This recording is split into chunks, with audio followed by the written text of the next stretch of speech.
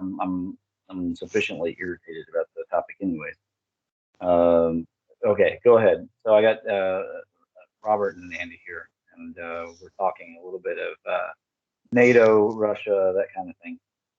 All right. So what were you saying? Well, we've got a system of corruption in government, and it's not just one country's behaviour; it's all of them, and they're clearly gearing up for a war. They're trying to make somebody look like the bogeyman that we can hate forever, and justify going in there and messing it up, much like what occurred in the Middle East. I agree. And they'll go in there and have their little dust up. And I'm going to go further, and I'm going to even say that a lot of people have asked me what Afghanistan was about, and I've been trying to explain to people that Afghanistan was a pullout that was made hasty. They had a plan already, right? Trump had set up this plan, so they were going to follow this plan, but then they got some kind of intel. Clearly, they got some kind of intel, unless the Chinese had compromat, and they're like, we got to embarrass America. I mean that we know they have compromat on the Biden family, but the question is, would Biden just do whatever? I don't know, but they definitely felt the need to move quickly, reposition themselves. And people, well, it didn't cost us that much to be there. That's not the point. The point is, in strategy and strategy theory, you cut your losses where you don't think that you can do well, and you move your resources. Now they're planning to do the same thing with Iraq, and so your point that you're making is that they are. It seems like they're gearing up, and so if people on the screen here, let me see it. When I share the screen, yeah, I hit the button. Share. Let me know if you guys see this. Hold on a minute. Sharing it.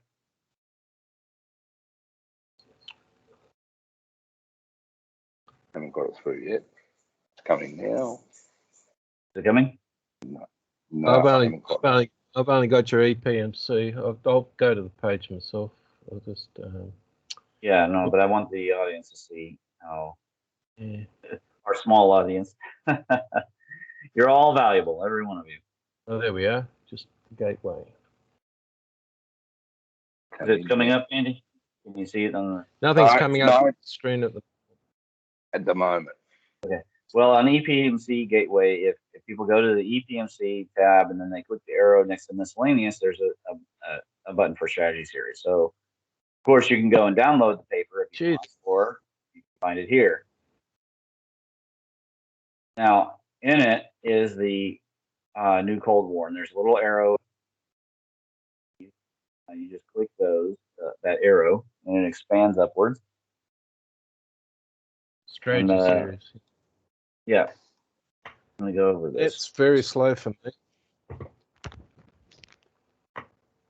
So which one's it in? The top. I got a problem with the that page, Ramon, straight away.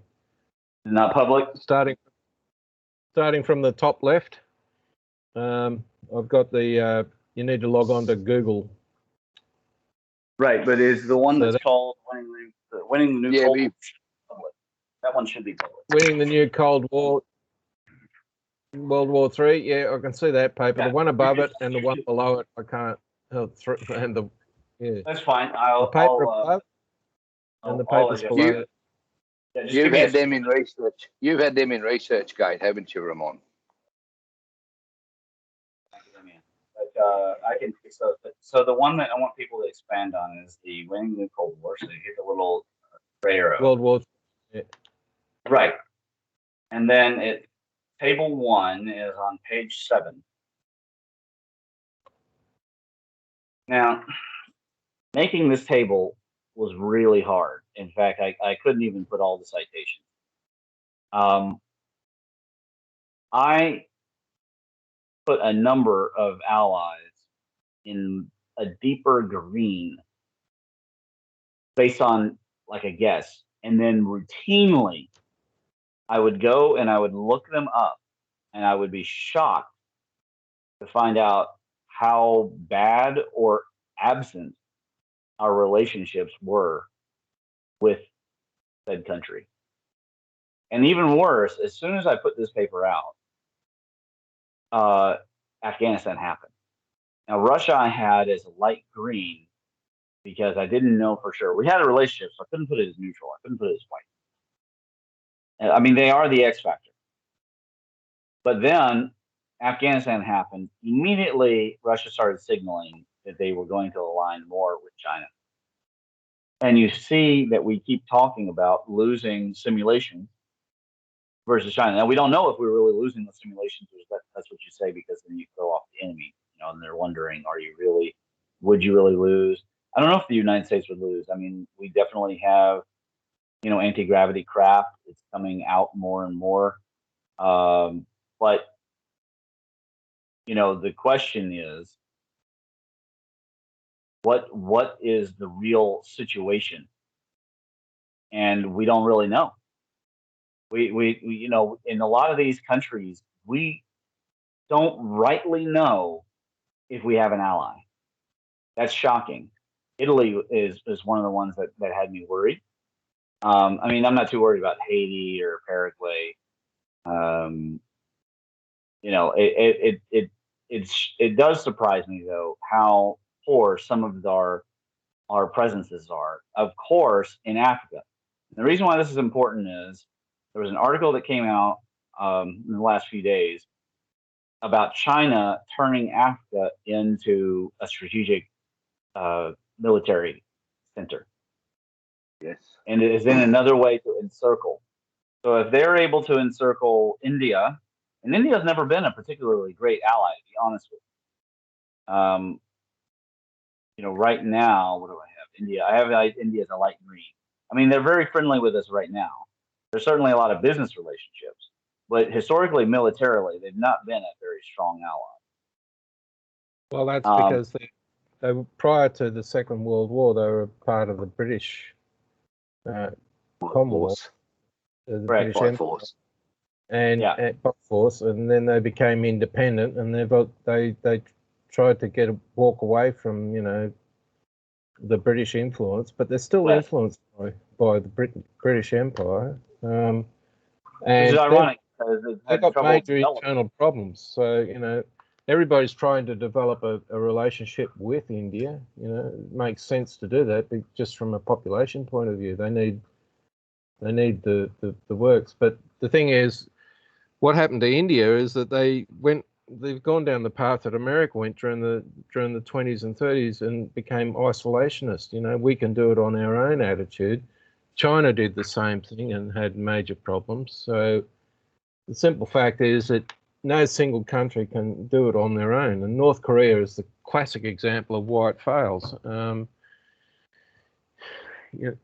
my point would be, in a push come to shove, okay, this is an issue of the United States, the dollar being the reserve currency of the world, which, by the way, is the doing primarily of a Democrat from Kentucky. He was actually a Supreme Court justice, and he's the only one who has served in the United Nations, the Supreme Court, the judicial branch, and the executive. Done all four. And he was an FDR man and a Harry Truman man, and he was supposed to follow Harry Truman, but he ended up in the Supreme Court instead. But he's the one who primarily went about setting up the dollar as the world's reserve currency, that whole Marshall Plan thing.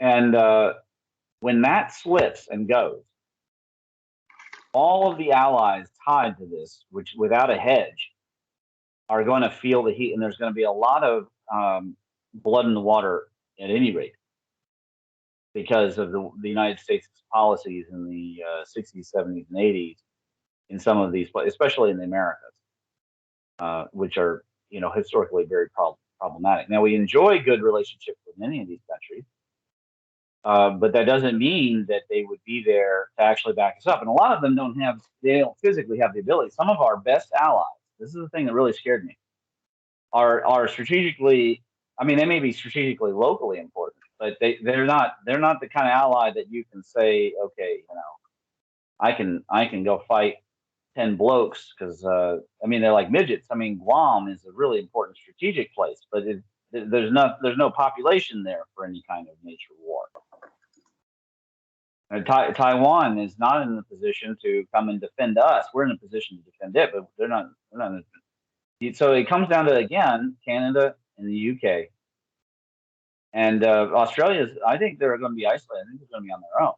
And I sort of put Oceania over here anyways to make the point that in between traditional NATO and Australia and New Zealand, etc., Asia is slowly turning away. And Japan is once again roving away from us, from the current world order, and planning to do a lot of things on their own.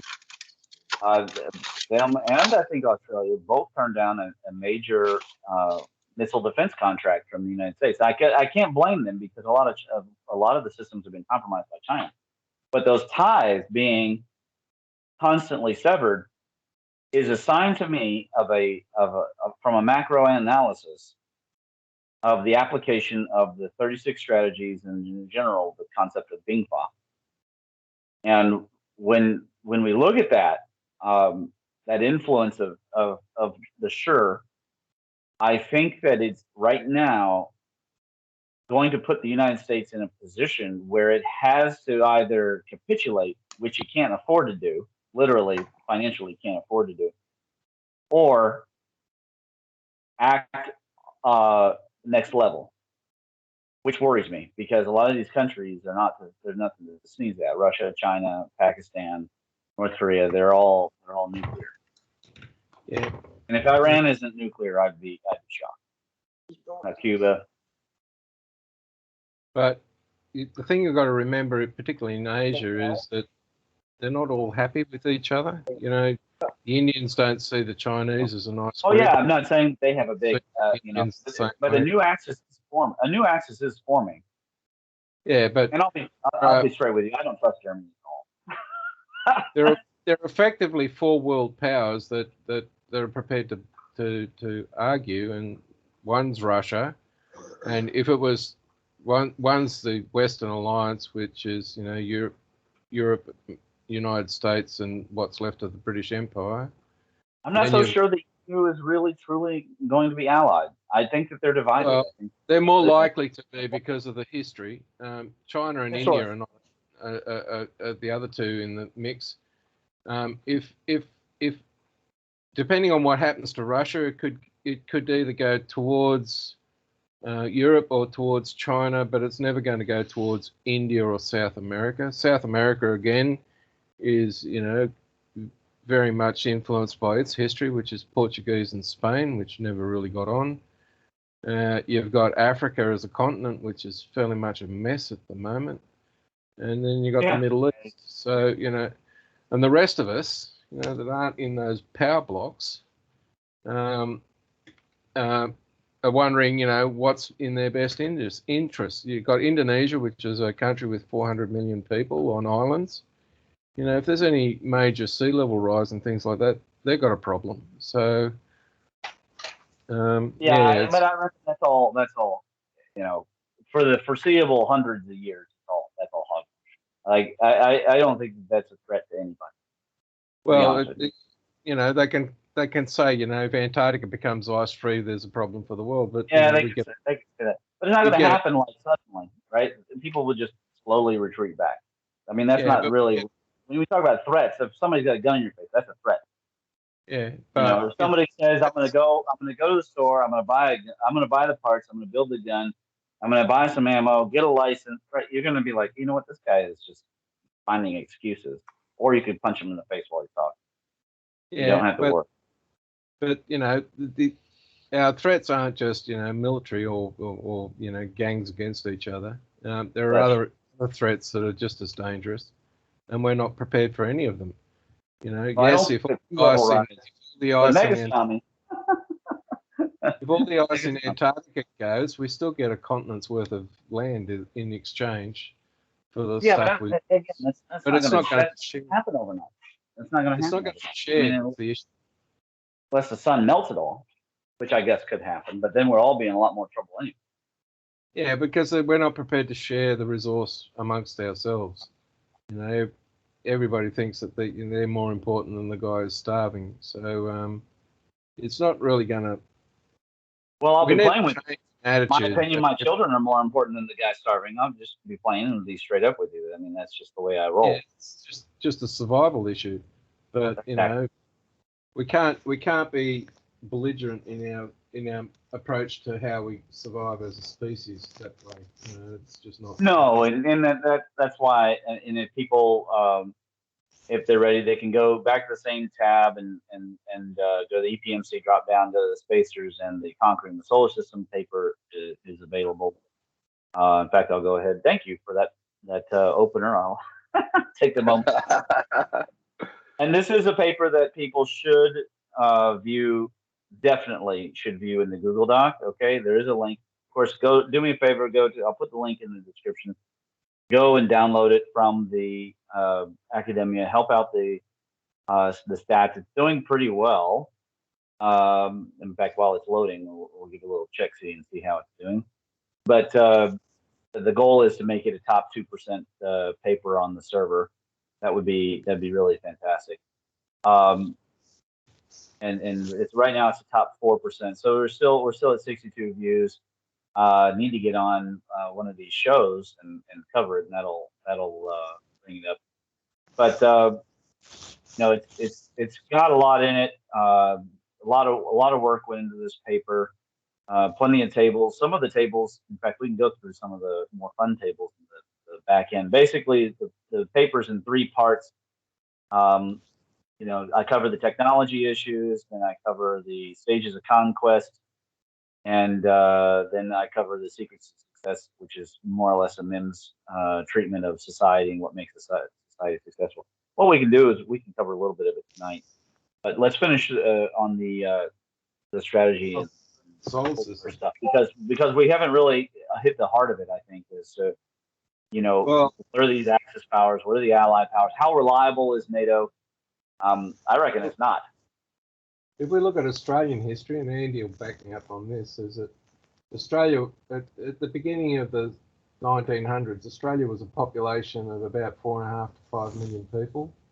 And then the First World War starts, and Australia suddenly discovers that the protection they thought was going to come from, you know, England wasn't going to happen because, you know, they had their own problems in Europe. And in the Second World War, that attitude was even reinforced, and Australia was always. Yeah, you know, I'll mention there are really great World War I Australia movies that people should check out. They're on Amazon Prime. There are some really good ones, and a couple of free ones on YouTube. People should watch them. They're really heart jerkers, tear jerkers. And what people don't realise is what we feared with this pandemic, especially World War I, did. We lost over half. Over half our like. We came out of that probably equal to Germany. We lost well over half of our male population between 18 and about 35.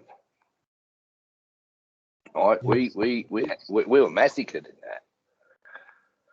You know, and that really probably did too. And that's probably one of the reasons why the 20s and the 30s, we never really kicked on.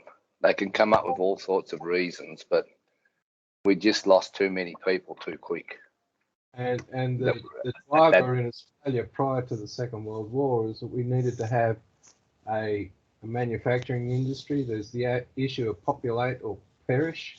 There's a strong drive to bring in English settlers, as it were, and that ramped up at the end of the Second World War because, you know, you're seeing communism start to roll around the world, and you had the argument about, you know, the Asian nations needing somewhere to go, and, you know, Australia was an empty continent, so it was, you know, even more driven.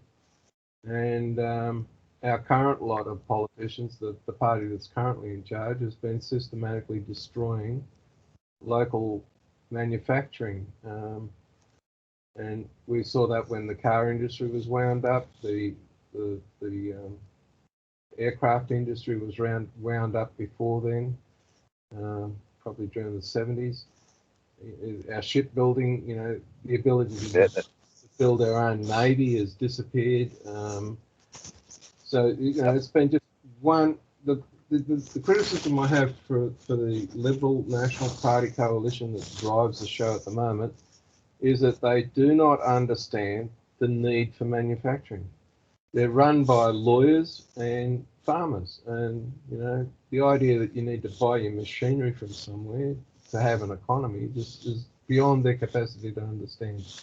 And it's been exacerbated. Can I put into that? So I was reading an article a couple of weeks ago, and it was talking about a lot of the military with the US, and we have the same issue.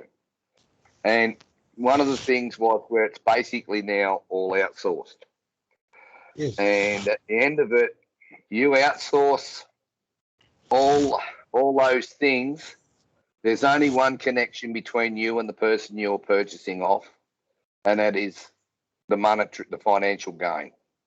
And when it comes to tough times, like you said before, Ramon, the first people in your life are your kids, and that's the same with any of these things. Well, of course. Right? So the first thing these countries are going to do if they're in a tough time, and I think you would agree, the first thing the US would do if it really got in a tough time, a bind, you had the dollar losing its advantage and everything, would be they will hunker down at home and start a process to protect themselves. So the thing that is the difference between, let's say that we wound it back to the 1950s. Everyone's building these little bomb shelters. We're sure we're going to war. Okay, there's a sense of camaraderie. So even though, you know, we're all going to get screwed because the nuclear war is going to happen, when the people come out of the shelters and the winds have gone away, it's going to be like the show Jericho. Everybody will work together. I don't feel that that's current, because a goodly portion of society has bought into the demoralization portion of the program, and they actually believe that America, which is the people, right, not the empire, and I don't know anyone who is right, left, or center who thinks the American empire is good. I don't even think most of the government workers who are part of the empire think that it's any good. When I was in the government, we complained about the wastefulness of the government all the time. It's just the elite who love their empire. So no one really thinks the American empire is good, and it certainly wouldn't be the case. The Chinese empire would be any better. But the difference is there are a huge number of people who actually attack things like freedom of speech and the founding documents and the very idea of NATO, the very idea of the United Nations, and these kinds of attacks are not from nowhere. They are part of a Yuri Bezmenov detailed style of a demoralization program that has its origins in the leftism of the past, the Bolsheviks and the progressives of the 1920s and 30s. And these kids don't know about that, and that makes it really dangerous, because they really actually believe that they are fighting, because they've not had a connection to religion, and they weren't taught real history in school since Common Core came about. They really believe that when they shout anti-cop slogans and throw Molotov cocktails at them, that they're being novel and revolutionary, and really they're just being the useful idiots that have been always used in the past. So unfortunately, America will have to first deal with that before we can step out and help Europe, help Australia. And I reckon that's exactly what China wants, and probably also maybe the New World Order, but for different reasons. You've got to step back and understand the education systems that the world suffers at the moment, and this is global, were developed during the late 1700s. You know, so it's from early 1800s. So France has just come out of getting rid of its kings and queens and aristocracy by chopping their heads off, and they're trying to do a nationalism. You want the whole country to be national. That, you know, the citizenry of the country is about producing and supporting the defense of the country, the nation. And this behavior was occurring throughout Europe and the Americas and elsewhere. And the education system that was developed during that period was all about getting people to think as nation members, not as, you know, the local town and communities. So, and that education system was, you know, was effective for a while. It's no longer effective because the world's moved on. But the people who wanted to rule, and it doesn't matter whether you talk about royal families or elites, you know, academic elites or political elites or whatever, they're all Matters a little bit. I mean, bloodlines do matter a little. They're all trying about creating their own clique of oligarchs that control everything. Correct. And you get the stampeding masses, which are cattle prod, to get them to run in a certain direction, and away they go. But, you know, the trouble is with that system is that it's self-defeating. Because, you know, if you're going to... Yeah, but they don't know that. They don't know that. Yeah, I know. It's like the young kid, you know, when you got kids that have hit 20s, you know, the late teens, early 20s, you're trying to explain to them, yeah, you can go into the bar every night and beat up whomever you wish. But the trouble is you walk out the door, go around the corner, and you run into the guy who's going to, you know, sweep the street with you. And correct. It's not... Yeah, it's nonlinear systems. You know, you might win that night, but then word gets around town, and then somebody bigger, badder, tougher than you seeks you out in order to eliminate you. And there's a lot of that going around these systems. So here I have on the screen. I don't know if people can you guys see this screen or not? No. All I can see is the paper we were talking to. Okay. Well, in the same paper on page 6 of the previous you know, just go up a little bit here. I have the list of the systems who are antagonizing, and then of course I'm American, so I'm writing from the perspective of America as the center of the NATO alliance. It's really America, Canada, United Kingdom are kind of the center, but you know, we're just going to stick with the very idea of Americanism, which is the liberality, the liberal West. And here, you know, I've concisely put which groups are antagonizing. Now, most of these systems on the left don't even agree with each other. They don't have a lot in common. I mean, fascists and communists have been historical enemies for a long time. Islamists are also, you know, they're like nationalists, but they have a very particular bent. And academia, they get along very well with the cultural Marxists, but not so much with the nationalists. And these groups are all working to undermine the republic for which it stands, you know, of the people, for the people, by the people. That concept, which was an Enlightenment concept, and sort of represents one of the high peaks of humanity's history. I reckon it's right up there with Great Pyramid, Atlantis, if Atlantis existed. You know, I mean, it's a very important thing that happened between the Magna Carta and the American Revolution, because a lot of people, they forget the American Revolution was the first colonies to successfully rebel, and this is what the oligarchs or the elite are after. Now, when people attack capitalism, it's always interesting. They never divide it into the different kinds of capitalism. They always just say capitalism. They forget, though, that capitalism is the ability for me to transact with my patients and not have to tell the government every single thing that happens, and to be regulated in every single facet of that transaction. That there's no central planner to that. But there are forms of capitalism where there are. Particularly, they call it capitalism with Chinese characteristics. I prefer to call it communism with capitalistic characteristics, but that's just. Well, I think that's being more accurate and less kind of censored, because they want to export that system all around the world, and they ignore the fact that they have a 300% plus debt to GDP ratio. You want to talk about credit issues? The issue you've got here is you've got the world needs an economic system of exchange, and that exchange is not an ism. It's just the way you exchange value between people.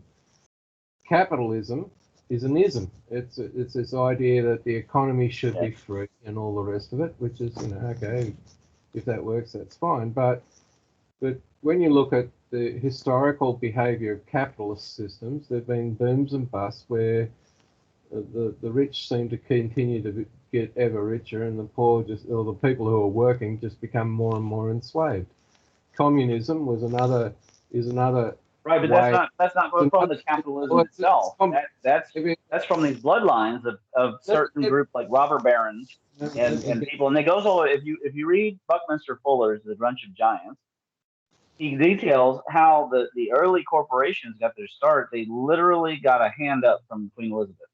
Without Queen Elizabeth guaranteeing their losses, the Dutch East India Company could not have done that. It had nothing to do with merchantism, mercantilism, and had nothing to do with the merchants. It had to do with a specific company. Yeah, can I finish what I was trying to get to? I just don't want you to conflate the two. That's all. No, I'm saying that you've got an economic system of exchange, right? Russia has an economic system of exchange. China's got one. India's got one. The question is how do you regulate that system so that not every 30 years or 60 years the entire economy gets totally screwed over by those who are greedy? And in Russia, they had communal ownership, but they thought that was the solution. Well, that was all well and good, except that it was a dictatorship as well. It wasn't just a group, a nation working together with common aspirations and resource in an equitable manner to everybody. And the same idea was in China and all the rest of it. But you've got to remember what those guys came out of. Russia came out of a feudal system where if you were the peasant, you might as well, you were enslaved basically, and that was true of Europe as well. Until the royal families and all the rest of it got sorted out. You had a population of people who worked to produce the food and they were enslaved. And it's the mercantile group in all those countries that, said, well, if you want to have national prosperity and, an empire and all the rest of it, then you need to fund it somewhere, and we're the guys who do it. So they gave the traders more freedoms than the workers, which is, okay, fine, whatever you want to do. But sure, it always starts. That liberality almost always starts with the people at the center. Founding fathers, same thing, right? Started with the white guys. Yeah, but the workers are expecting to become, to enjoy that system as well. So you've got to, it's like the plantation where all the workers are supposed to own it, and they end up finding out they've just changed slave masters. But the real issue here is if you're going to, expand who gets the benefit, then and you want a stable society, then everybody's got to get equal benefit. And the minute you do that, you got all the people who think, oh, beauty, I can come in here and I can get my little cushy position where I'll get all this privilege and I don't have to do much. And what we're seeing today in the political systems and the other systems that are listed here, education, academia, social, whatever, pick any one of them, there's always going to be in each of those groups a select group of people that are getting kudos and benefit, and everybody else is struggling. And for as long as we've got systems that permit that sort of behaviour, we're never really going to solve anything. I want to post a question to you because I've come up with this dual layer economics to deal with exactly this issue. Okay, and that's in the MIMS. I don't want to cover it tonight, but that's what maybe we will this week. But the question I have for you is there really any proof that that's a problem? I mean, we all suspect it's a problem, and on a charitable level, we don't want to be greedy. But nature creates. I mean, it's part of people. I mean, the way that they behave. I mean, there's a reward system. Greedy. People got to see that their contribution is valued by everybody else, and unless you've got a system that achieves that, you're not going to have a solution. And the problem with our system is we've got a group of people who think they should get all the value, the reward, without any effort whatsoever, and that's a problem. And how do we know? Because maybe we're just virtue signaling. Maybe the reality is it's not a problem. Well, I think it is a problem because we've got political controls over countries now that, you know, they just do what they want and they don't give a rat's ass whether anybody agrees with them. You know, but if we look at our today's government, you know, what's the difference between that and the feudal families that were running the world up until the mid 1800s? You know, I can't. You've got to get rid of this, you know, I should be able to get all the benefit without any of the effort, and I should get all the effort without having to pay for it. You know. Yeah, that's definitely not only the socialists that are thinking and behaving that way. I don't think that nature is going to benefit such people in a survival situation. Let's say the planet turned over or the CME arrives or whatever. Then nature will clean that out. But the question is, how can we do it without being cruel? It will force people to cooperate for their survival, because if they don't, they'll die. And fundamentally, if we're looking at a natural system, maybe that's the way it should work. You know, if you're not going to cooperate. Maybe. But I mean, you know, I mean, people, what is it, the term able-bodied? If you're not able-bodied, that wouldn't work. You know what I mean? Like you can't expect Grandma in Georgia, you know, who's 80 to really be capable of doing that. Yeah, well, Grandma in Georgia still has a purpose. Grandma's in the past. But you can't quantify Grandma's in the past, but we had to. Well, grandmas in the past were very busy doing things for the family or the community unit. Correct. That again through the 80s here, and especially in the 90s, got absorbed because all those things that the grandmas used to do have now become service industries, such as looking after young children. Well, you go and take them to the creche. You used to have all the little things that grandma would cook to. Not allowed to do that now. You've got to go and purchase all those things. So if you've got something on where you've got groups of people, you can't have the grandmas all do a cook up and put it in the pot on the table and everybody go and eat. No, it has to be all certified now. So when you talk about grandmas have a big play traditionally in society. But now we'd rather send them to some, you know what I mean, give them a bit of a concert or something to go and see once a month or so, and they'll be happy. Yeah, but you know, in the past, why did warriors tend to? Well, there's actually not a lot of good data to know how did Vikings, what did they do when they came across villages full of grandmas? I mean, you know, they don't have any particular utility. I reckon that they probably left them mostly alone and just took all of their resources, and then nature, of course, would eliminate the ones that couldn't survive. But that's not a tenable system. That's not something that we can do or have. So we have to have some kind of ability to have an energy exchange for them. We have to build NIMS that help them, but the welfare system is not working. So if on a macro level, if the macro analysis, it's sort of like the vaccine issue, right? Vaccines individually, not a lot of help individually, but on a huge scale, there's plenty of help. So the question is, from a macro perspective, if welfare is destructive to a society, how do we create MIMS that are more supportive? Now, the Christians, they have their answer, which is the churches should be doing. I don't know if that's a tenable approach or not. I mean, I certainly think that I've put out a paper on the new, the designing of the new religion. But just because you design the new religion does not mean you actually convert people to the new religion. So that's going to take a long time, and that's where we would have to have people seeing the electricity in the air, like in the old days. So that's the Birkeland polyphase superweb. But we're surrounded by electricity now, and people still ignore it. I mean, they don't realize that they have faith. There's people who act like they don't have blind faith. They clearly have blind faith. Robert would probably regale us with plenty of stories of scientists having blind faith if we gave them the time. But the question is, if we're not going to use religion to prop up social systems, and we can't afford welfareism, and socialism doesn't work, and communism doesn't work, and capitalism is starting to fail because it's no longer its original form, it's becoming crony and vulture capitalism, corporatism. Well, what systems will work?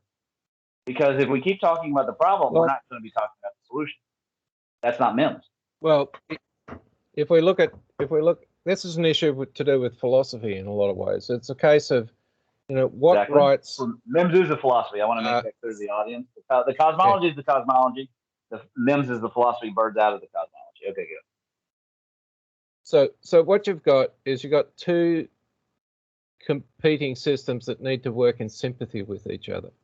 You got the individual, the needs of the individual, and you got the needs of the collective, the species. And what we're seeing with these ism systems is an imbalance between the rights of both sides. And, the individual has a right to life and all the rest of it, and the society has a right to agree and develop. At the moment, the minute you get an imbalance, which is what, these ism systems produce, religionism, we might want to, argue about the Christians and the Jews and the Arabs, the Islamists, but they're not the only ism religions are out there. You've got the Hinduism, and you've got the Shintoism, and you've got the Taoism, and all the rest of the isms out there. And those isms produce an authoritarian regulation on the culture that they exist in. So the individual's rights are being mucked around with an authoritarian regulation system. And what you need is a system where the individual's rights are maintained so that they can, get on and have a life and have what everybody expects to get, but in a manner that is properly regulated so that, the excesses of that approach doesn't impinge upon the individual or the community. And at the moment, what's wrong with our system is the way we regulate it. The way the only real answer is self-regulation. The individual's got to say, I've got a right to go have food and all the rest of it, but at some point I have because I need to live, the society has got to permit me that right. And at the moment, with mandatory vaccinations, well, they're not mandatory, right? There's been no political agreement amongst the community. You tell somebody that they're going to suffer what was it? Some of these people in Australia, they were going to have to pay $1,000 a month. Or a week. Let me get through this. Let me get through this, right? First of all, there's been no agreement on mandatory vaccination. We have health laws out there that says to protect the community, we can impose regulations to stop the spread of disease. Well, in the past, if you had the disease, you went into quarantine. This particular time round, everybody who hasn't had the disease is in quarantine. And you say, well, that's not really an answer. But when you go down the step of saying, if you don't get the vaccination, you lose your job, we're back into what Hitler did when he got to power in 1933. To have a job in Germany at that time, you had to be a German citizen. Well, if you were a Jew or someone they didn't like, you weren't allowed to be a German citizen. So you didn't get to earn an income, which means you couldn't feed your family, which meant you starved. And within 12 years, they were just killing these people. And we're at the same point right now when people say, which well, is if you ironic, have got a how many vaccination, World War II movies are there? And these kids aren't watching. If you haven't had your vaccination, you're not allowed to go to school. You're not allowed to have a job. You're not allowed to whatever. Well, if that's the attitude you want to have, get out the military and just start shooting people. Stop dicking around. Why wait 10 years? Do it now. Because this is where and this is happening in every country where they say we've got to have everybody vaccinated. I'm 62 years old. I have had the flu pretty much most of my adult life, and that has never stopped me from getting the flu in the year that the next one came out. This antivirus stuff does not work. However, for things like polio and tuberculosis and diphtheria and tetanus and the diseases that used to actually kill people when I was a child, vaccination works for those things. If you get meningococcal, you're going to lose your fingers and limbs. It will kill you. And now we've got all this panic about something that, you know, yes, the flu will kill people anyway. But the problem with the current health system is we're not geared to solve, and no country is in this position where they can handle 80% of their population being sick at the same time. That's the problem. And the politicians have just, you know, jerked the knee and come up with the wrong answer. Well, we haven't necessarily proven that it is a problem, because nature does work on these kinds of cycles. It may be very well, bear with me, and this may sound terrible, but it may very well be that the Justinian plagues were what enabled mankind to go through the age of exploration, which then enabled the age of science, which enabled the Renaissance, and then enabled the Industrial Revolution and the Great Enlightenment and modern living, which we have a chance. The chance is slipping away, because every year that we get away from the mentality that JFK outlined in the 1960s with space, every year we get away from that, we're slipping back towards territorialism and you know, owning the moon as a sort of a ultimate high mountain place, so that, you know, I'm the king of the mountain kind of thing. But we have a chance right now to actually move into a true spacer society. We're not going to go back to being in the woods. These people are not going to do that. They're too used to eating Doritos and driving cars. It's just not going to happen. So the question is, can we do it in a way? Because nature has her way, and her way is through these kinds of cycles. They're unfortunate, they're sad, they're painful, they're sick. There's a lot of obviously evil and sin that comes along with them, but it does refresh the gene pool. I mean, it's a sad thing to say, but it's just true. Well, the attitude is a human issue, and it's like, you know, you come out to the river valley and you think, oh, all these trees are in the road for growing food, so we'll control nature to do it our way. The trouble is, though, the people doing it don't understand how nature works, and nature doesn't care what humans want. You know, it's all nature is about is enabling life to continue in a dramatic way, and we forget that nature will do whatever nature has to do to promote life. And, you know, us humans trying to control it and make it happen a different way is not going to solve the problem. You know, we are going to get a disease that no amount of preparation is going to save us from. And a lot of people will suffer massive disadvantage or death.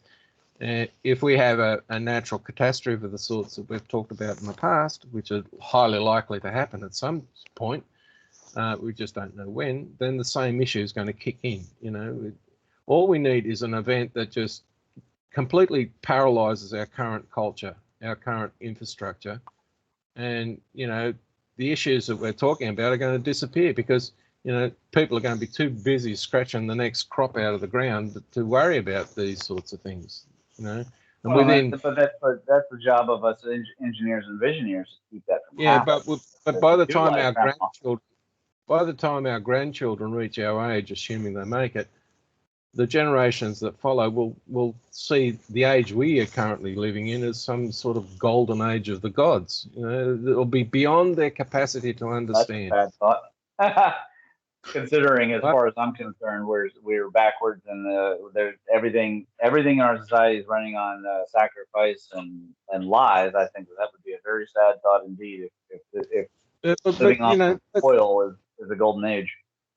Yeah, but, you know, I think this is the truth in the ages that have gone before us. You know, I'm sure that when the Roman Empire collapsed because they didn't have the food to feed itself, you know, it suffered massive starvation.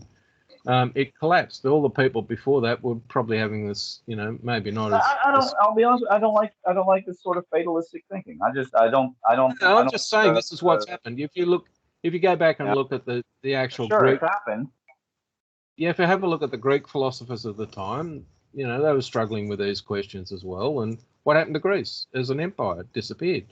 They violated. Well, they didn't have to violate the art of war. They just didn't listen very well to Thucydides. Yeah, they didn't. And they violated. That's a whole science by itself. Speaking of which, I am writing this science paper And in the secret science section, I will get to the arts of war from a EPMC perspective. But the thing is that that's not a guarantee. And that's the problem I have with the current discourse, which is that everyone, either they're following their psychology, which is obsessed with catastrophe and the demigod, and the weapons of the god, or they're assuming things like the assumption is that there's too many people on the planet. No, that's not true. There's not too many people on the planet. That's a lie. Or they're assuming that there's not enough energy, or that that even solar can't cover it. That's not true either.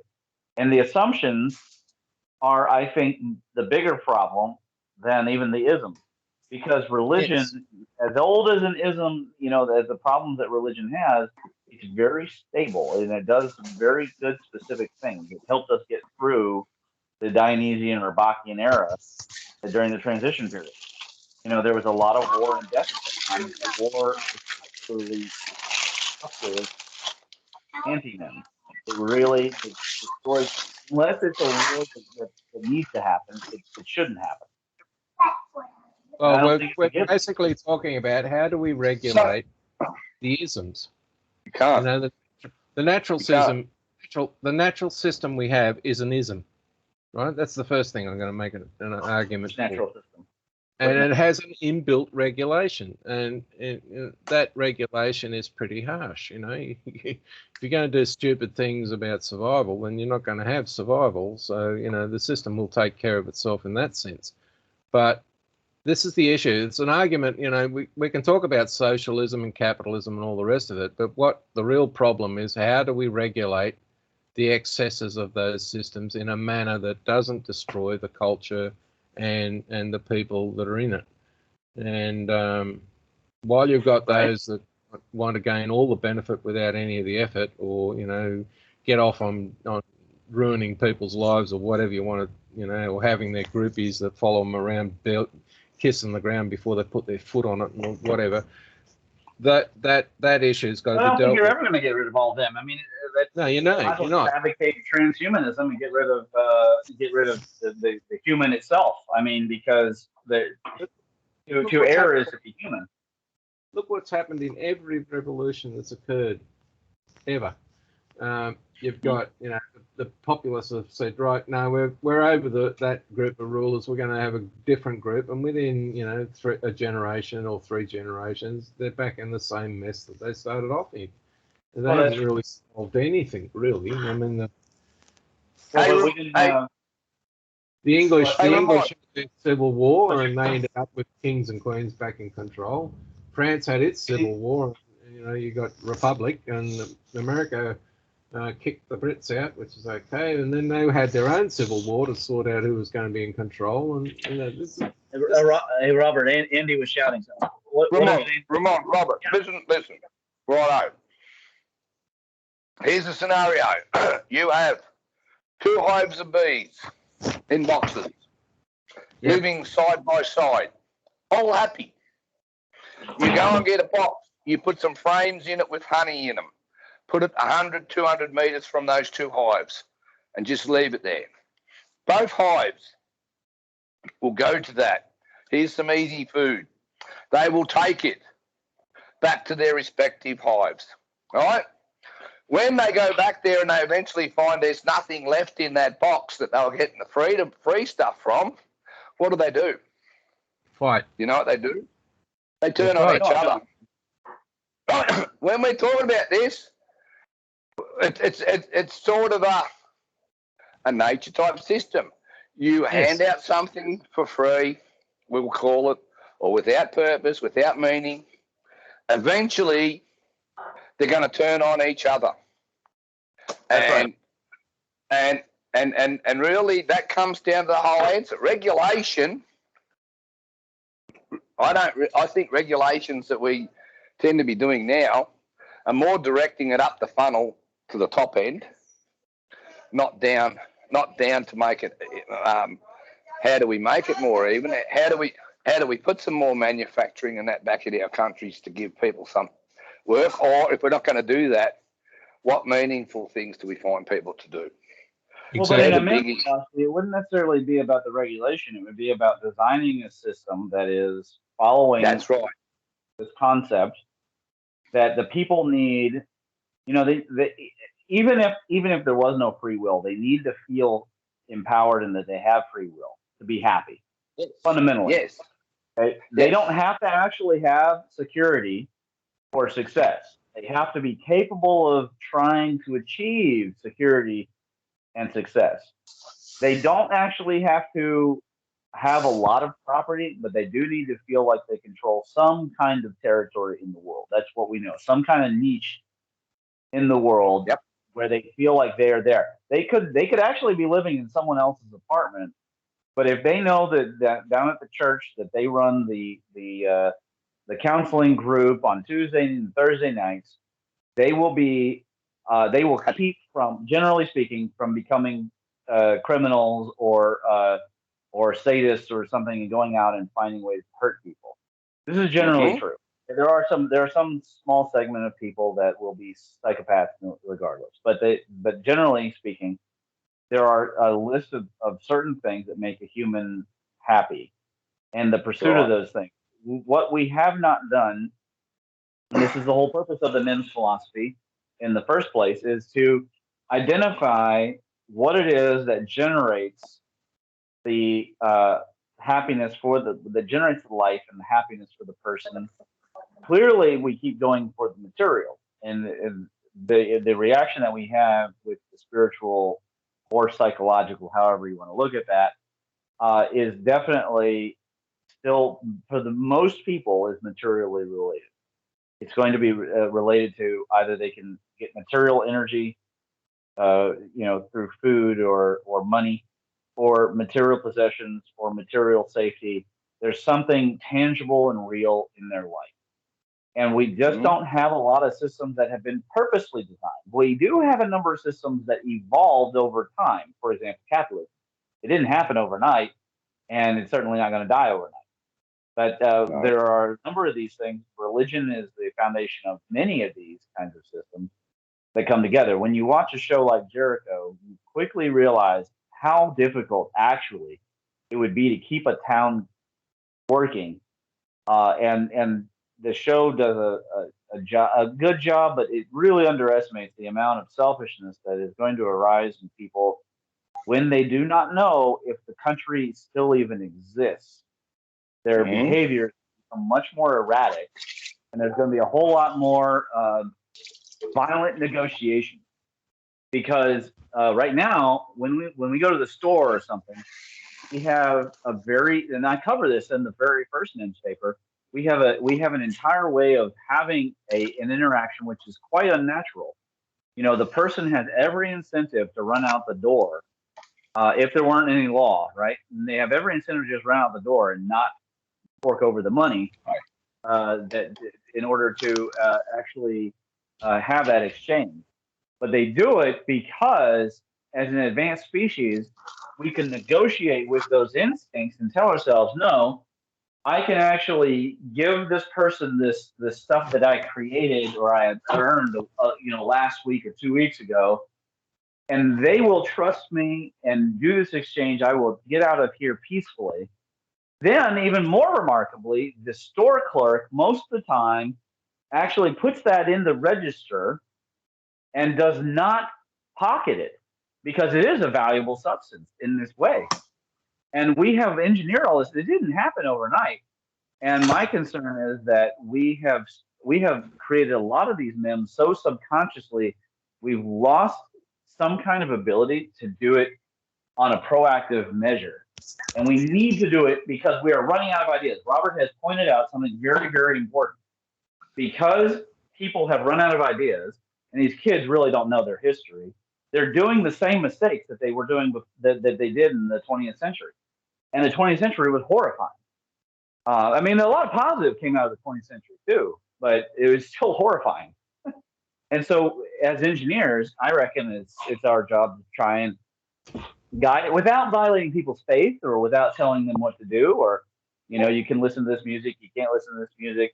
You need to take this vaccine, you don't need to take this vaccine. But to give them rational explanations as to how they can have better ways of survival. That would be my point with taking a whimsical approach to these issues. Well, while we can design a society, if we're going to say, the problem I have with saying engineering a society is that we're taking the science knows best approach. The real issue is that if we're going to have a society that functions properly, we need the things that add and improve the way we behave with each other. So, you know, engineering will provide some benefits, but art and music and all the rest of it does the same thing. So, you know, if the quality of music that's going, yeah, there's different positive things. That's all. That's all part of the men's philosophy. Yeah, but what I'm trying to get to is this: it's if you take a religious point of view, it's claimed that if you sing praises to God, you pray twice, which is okay, fine. Why does that happen? Because you're using just more than the words. You're using music. You're using poetry and things like that, which, you know, you can write songs that lift people up, or you can write songs that drag people down. And you know, look what happened during the 80s, halfway through the 80s. Popular music changed completely. You know, what was around in the 70s and 60s just disappeared off the stage, and it was replaced with rap music.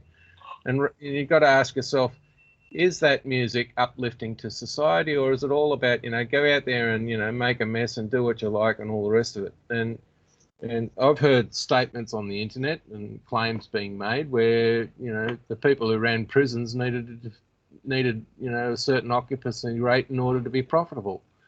But, you know, prisons are not a business. Education is not a business. Well, they are now, unfortunately.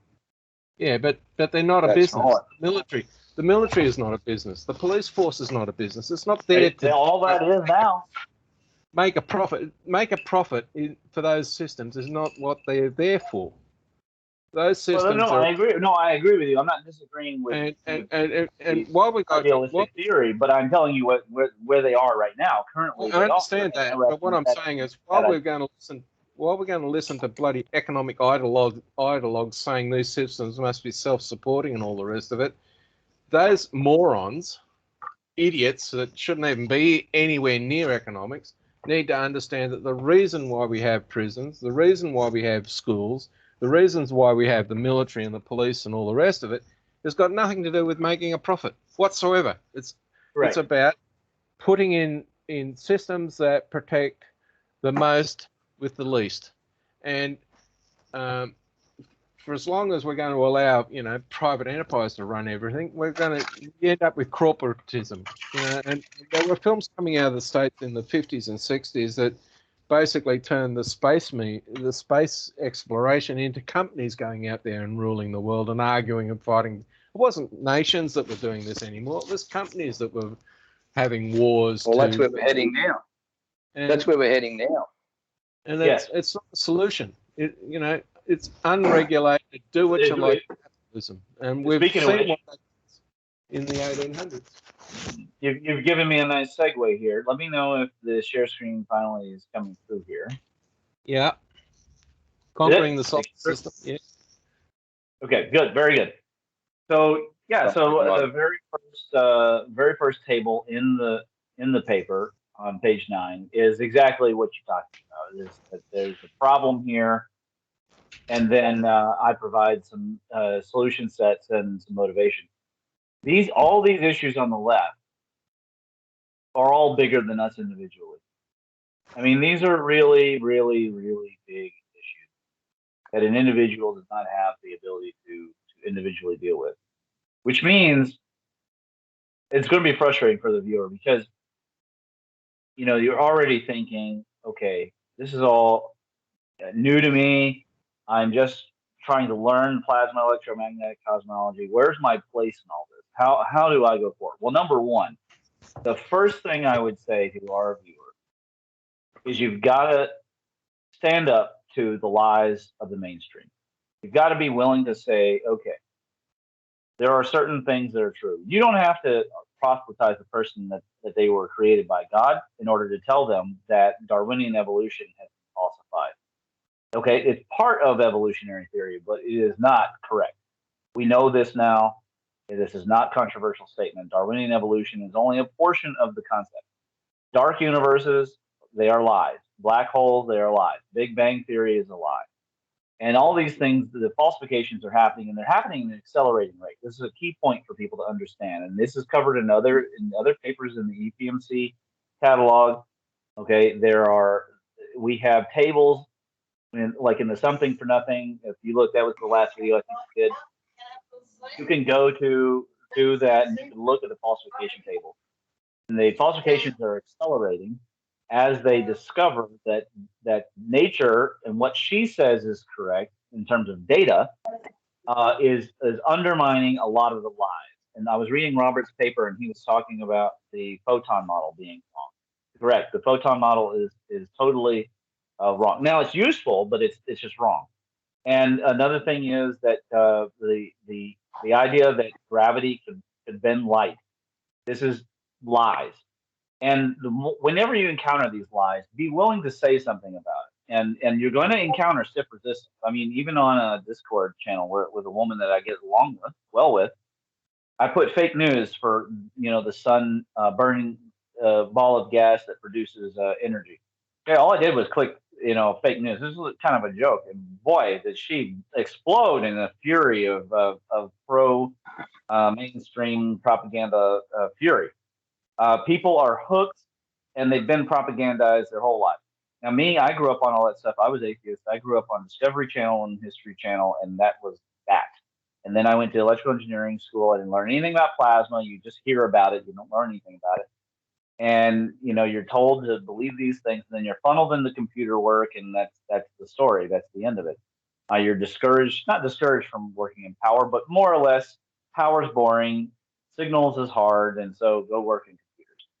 The truth is, where mankind was in the 1930s, 40s, 50s, signals and analog work was reaching new and interesting heights. And then along comes a guy like Eric Dollard, and suddenly it gets blackballed. And all the power stuff, it all gets swept under the table. It goes into these compartmentalizations. It all becomes top secret funding. And now we head into the digital age, and it's an age of separating people and cataloging and tracking, and all of that is connected to the Enlightenment, which started in 1927. So the first thing I would say is, before you even try to learn general relativity so you can debunk it, there's been smarter people who've done that. Just look at the systems that are around you and go, does this system make sense, or are they lying to me? I think most people now, with the COVID thing, they're starting to see this system has been lying to me. And the more it lies to me, the more I don't trust it. And even Joe Rogan, he flat out called CNN the other day propaganda. Now, he was always a kind of an alternative guy, but after they lied about him with the ivermectin, he's just flat out calling it out. And this is the most key thing that a person can do, even before they go to their politician, is call it out right where it is. If it's not education, but it's propaganda, call it that. Don't call it education. If it's not medicine, but it's a poison that has a side effect that it happens to reduce somebody's blood pressure, call it a poison. Don't call it medicine. I've had people come into my clinic and they say, I don't believe in using medicine. And I said, I thought, do you hear the words that you're saying? Because they're realizing it's not medicine, but they're not saying medicine, or not saying what they need to say, which is, I don't believe in pharmaceuticals. And the words do matter when you take the words back.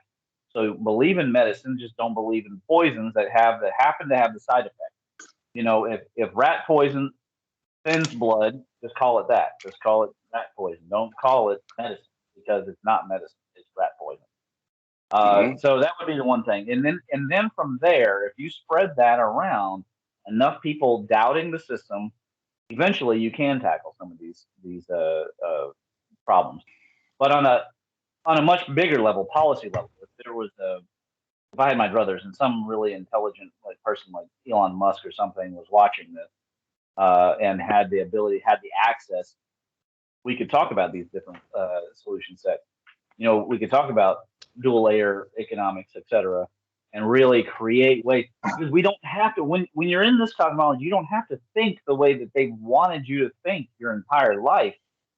And King Arthur is a fable, and that God, I mean, what else is there? You know, that Indians who simultaneously you're supposed to believe that they were a perfect balance with nature, but also they ate all the mammoths.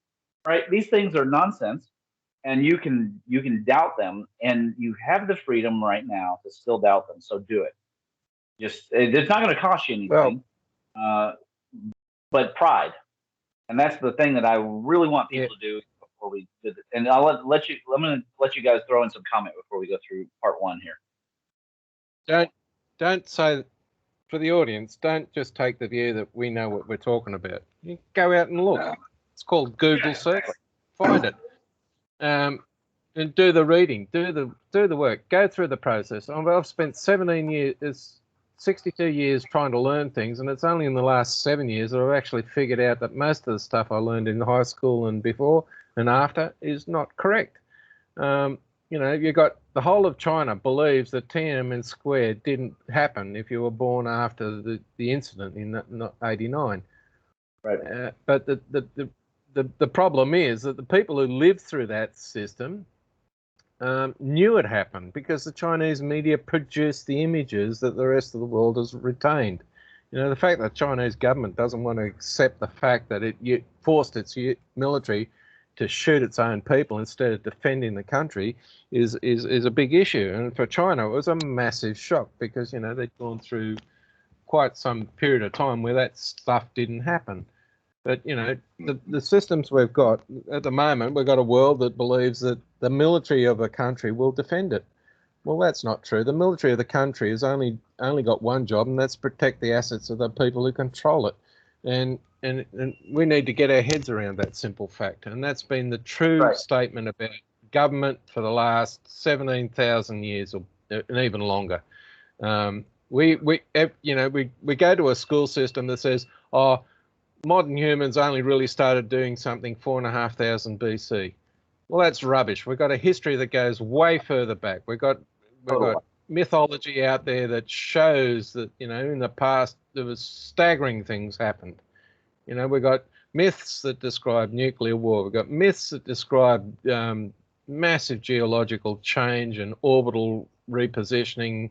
You know, the Earth was claimed to be the, you know, orbiting Saturn, which was called Cronus, the first god, and now it's the sun, Sol, which has become the god. You know, we don't understand our past, and it's the reason why we don't is because that knowledge was destroyed through natural disasters that killed off the majority of people that lived.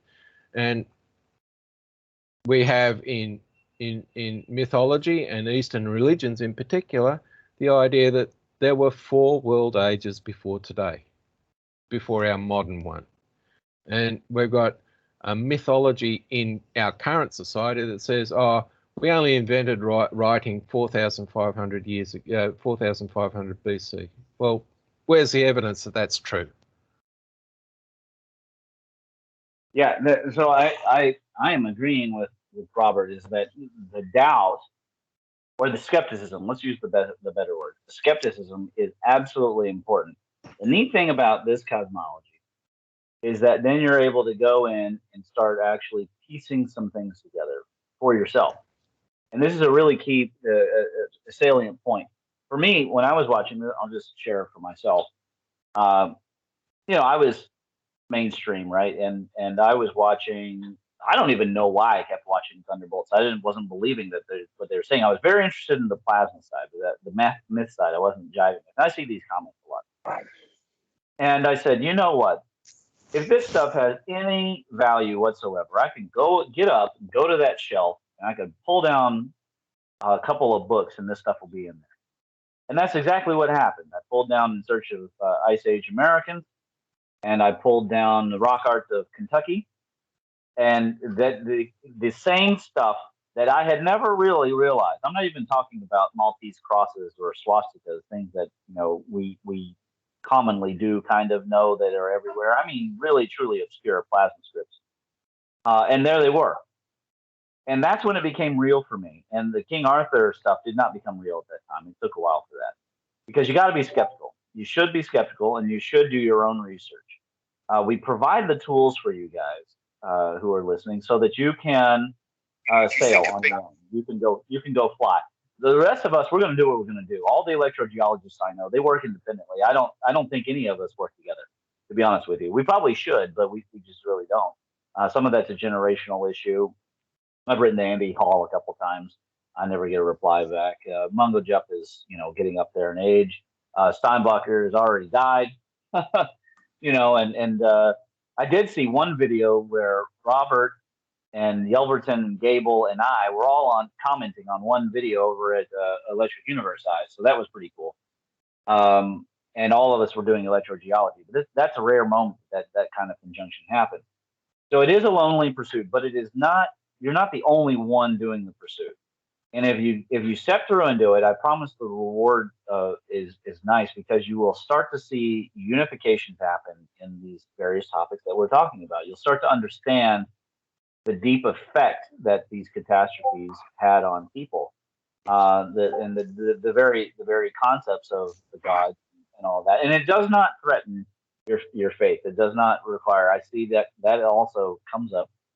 In fact, I have a whole paper where I respond to somebody's comment on one of Greg J's or the Leaks Project. I can't remember whose channel. They said, "This is all caps. This is all of the devil."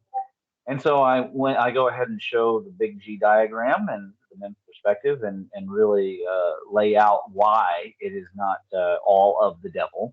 We are all one human family. Now, the family experienced different parts differently. So what the Hebrews experienced was apparently pretty particular to the Venus coming nearby and lifting the water up. But that experience wasn't necessarily isolated.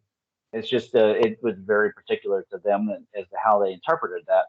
But it was a worldwide event, and it affected mankind everywhere. These Noah stories are all over the place.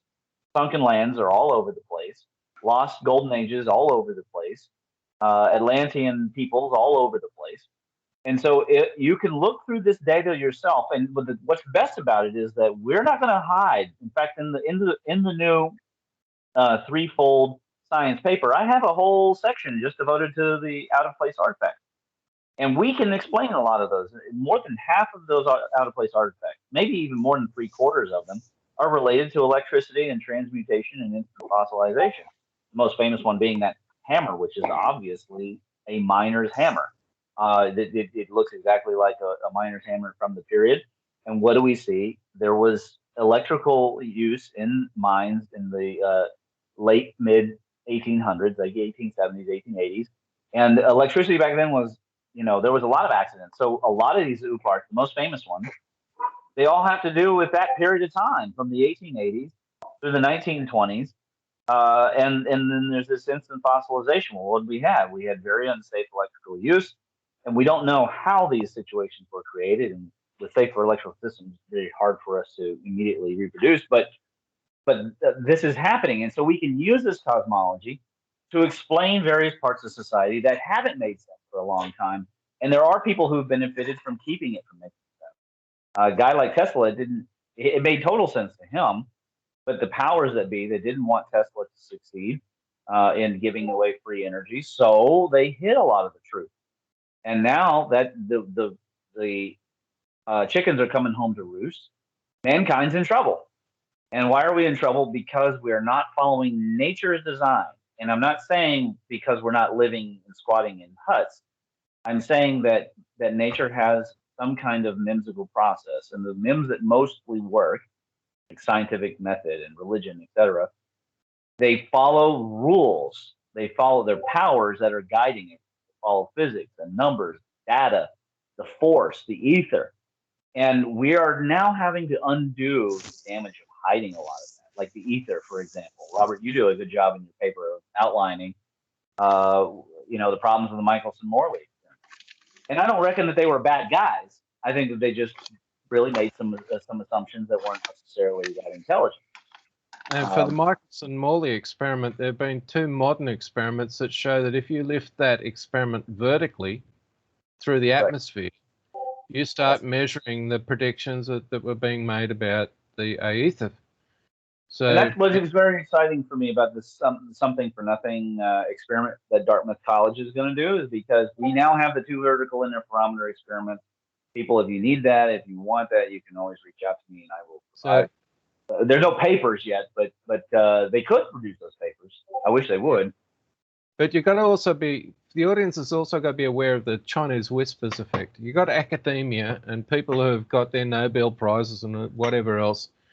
They're in this position of power and status, and they don't really want anybody to upset the apple cart.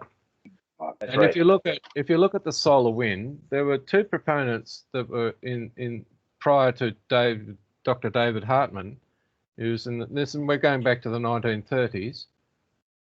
One said, you know, the sun expels material, and another one had his theory. These 2 guys had completely opposite views about how that there was a solar wind. Let's get that part sorted.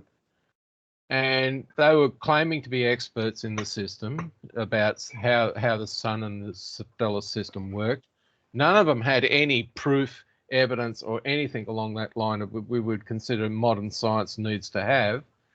Anyway, David Hartman listens to both camps. He sits down, he has a talk to the one guy promoting method A, and the other guy is proposing method 2. And he said, well, they can't both be right and they can't both be wrong. So he went away and did some head work and all the rest of it and wrote up his paper that was refused publication because the experts, you know, didn't want their show pony knocked over and they wanted to keep it up. Anyway, so then the first mission of a probe to Mercury measured what was out there in the vacuum of space that was supposed to have nothing in it, and discovered there was a stream of charged particles racing past the spacecraft at 1,100 miles an hour or second or whatever it was. You know, I think it was 1,100 kilometers per second. It was always there. It never diminished. It never disappeared, and it proved that, you know, apart from Hartman's mathematics being wrong in terms of the speed of what was going on, that he was correct.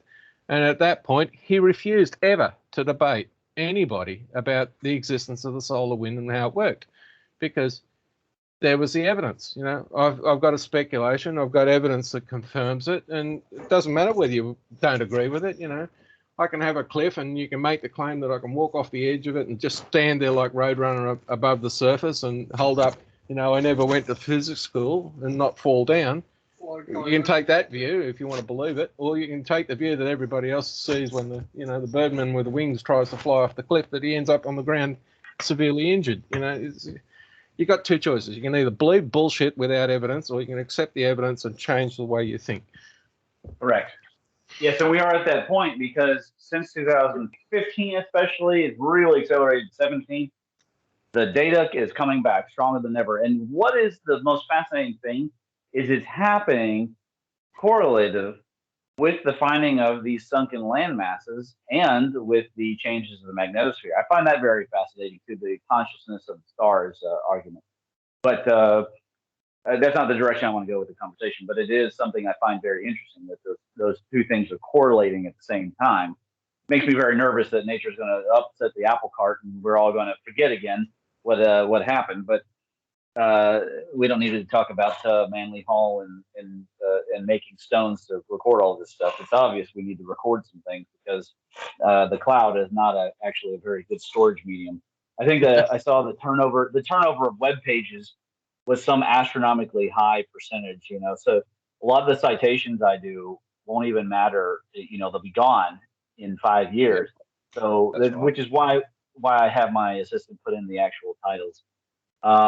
But it is a good time to begin to question. If you were one of those people that got locked at home, see, I didn't get locked at home. I don't do tyranny. So, but I know a lot of people did. And a lot of people really were like, either they felt guilty or they felt they should, or they really believed that they actually had to be at home, or maybe they're in a country that did force them to be at home. You have now the time. If you can pull yourself, I still watch plenty of movies and streaming and all that. You can still take the time to learn this cosmology. You can watch Electric Universe videos. You have the gateway.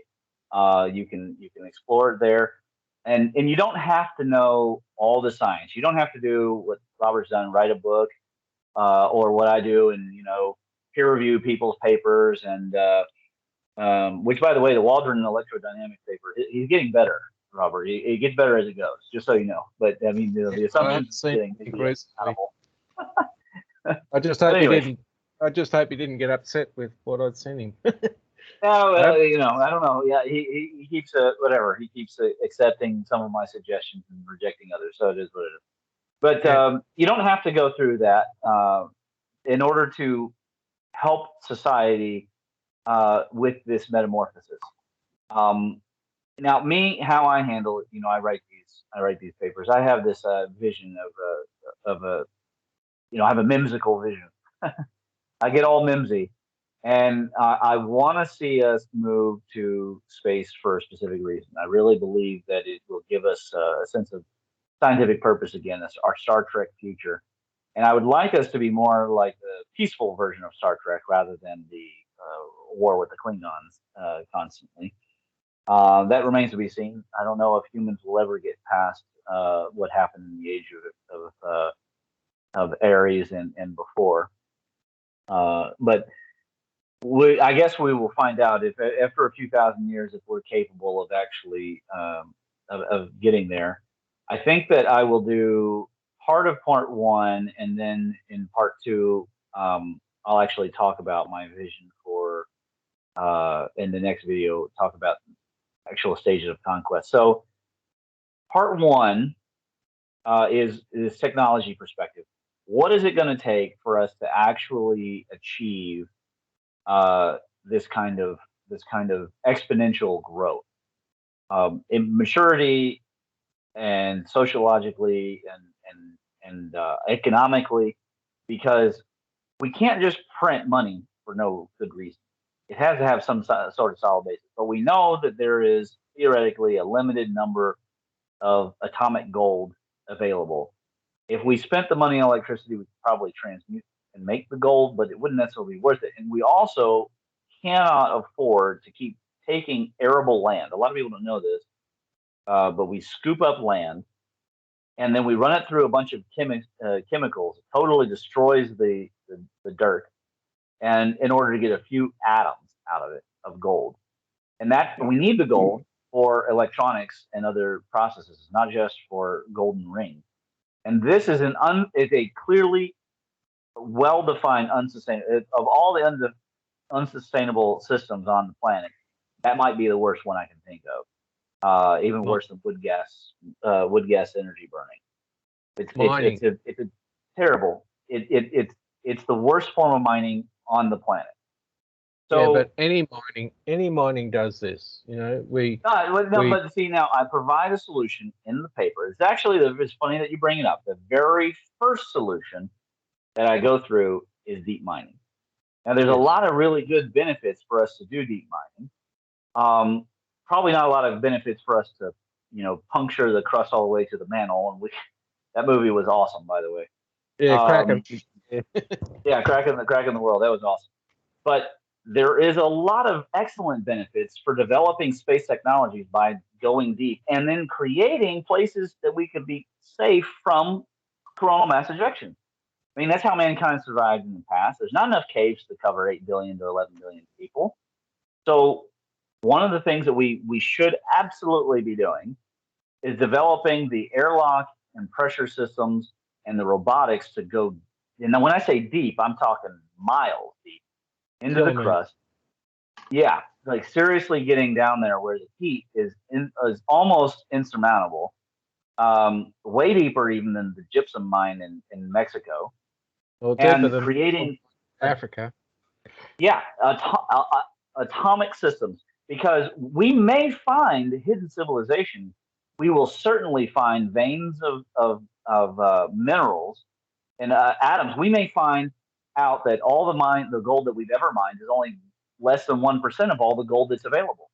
If we just go below a certain level and start interacting with these different layers of the crust, there's not a whole lot of reason not to, because we cannot keep destroying the arable land. Yeah, them but out. you know, do we have to mine on the planet Earth? Can we not go to Well, the that's, asteroids and the moon and other places and well, locate? don't forget, this is the very first section. The next section, the very next one is But asteroid harvest. So I'm just one thing I want to bring up, Ramon, before you move on, is the wow factor. Right? Someone there, if you look at science papers in general and discoveries, somebody comes along and finds some massively neat solution to something and go, wow. And they're so focused on that solution that they forget that it's part of a tapestry. You know, they're looking at one cotton thread in a right. 40-foot by 50-foot tapestry and thinking that this one thread describes the entire tapestry. And it's not the case. It's just one tiny piece. Well, that's true, and that's absolutely true. I don't want anybody to think that deep mining is going to solve everything. But I would say, if let's say that you're a 12-year-old, that's true of any discovery in science, right? Yes, I agree. You know, it's but like if you're a 12-year-old watching this and you're thinking, what can I do with my life? I can either go be a barista and be stripped of my soul in a crony corporatist system, or I can create the first mega volcanic mining company that takes and actually just utilizes what the earth is doing for us and create all the geothermal, all the true green energy systems, and you're making money because you're getting steel for basically for free. All you've got to do is now purify it and create your fort. I mean, you could be the Hank Reardon. And for those who don't know, if you're a 12-year-old kid, Hank Reardon is a main character in Atlas Shrugged, and he creates an alloy that is many times stronger than regular steel, and the government comes after him and all that. But he's a folk hero because he creates something that improves the world, and he's tough enough to actually stand by it. And so you can go and do that. You can create that solution, or you can start working on the deep mining. That could be your entire career path. I don't think, Robert, that makes that a bad direction. You're right. It is not the solution for everything. It is something, though, that needs to happen. I mean, we can't keep strip mining the world. No, we can't. And there's not enough helium. We can't keep building our houses on arable land. We can't, dig it up for coal and oil and whatever else we want to dig out of the earth. Right. Why do we have to put all our houses on the surface? Why can't we put our houses underneath and make houses so that they are waterproof and all the rest of it, so that we can grow our own food on the roof?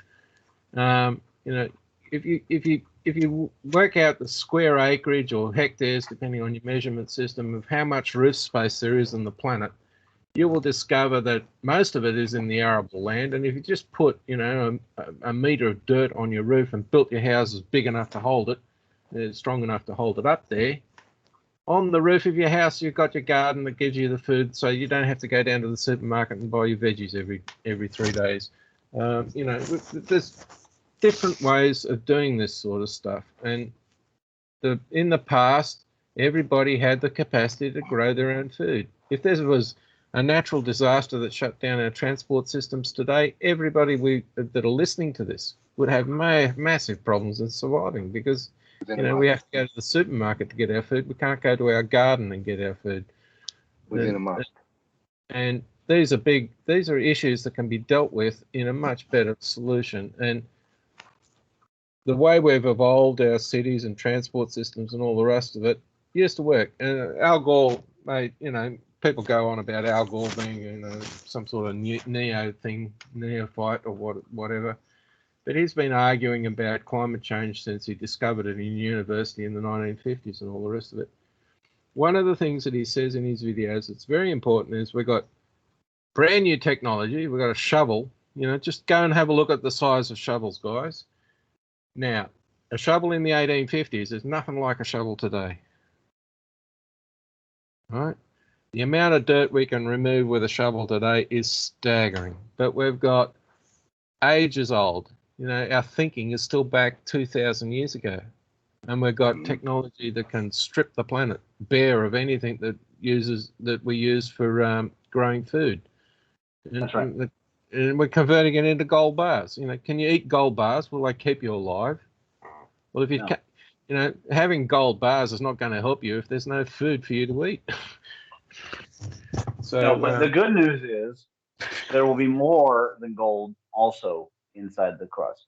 And this is yeah, an important and key point for the dual recipient. Not only producing the jobs, obviously humans can't go down that depth at this time, but they can work on the robotics that can go down in that depth. And by increasing the overall technical IQ, the TIQ of the population, that will take us away from antiquated education systems, the whole memory dump thing. It will keep us focused on what we're already. These kids are already becoming good at using software and technical languages and using these screens, etc. Programming. It will take them in that direction and give them a purpose that helps us, and we can create these stamps for new types of cities and start to break down and move people out of these antiquated types of cities that don't work, whether they don't work because all the garbage is just being thrown in a hole, or they don't work because of the food delivery systems, or the plumbing is antiquated and full of roots and disease and heavy metals. Either way, we have the ability here to actually produce GDP that's real rather than rely on the financial services sector to invent forms of derivatives to create fake GDP just to prop up the fractional reserve system.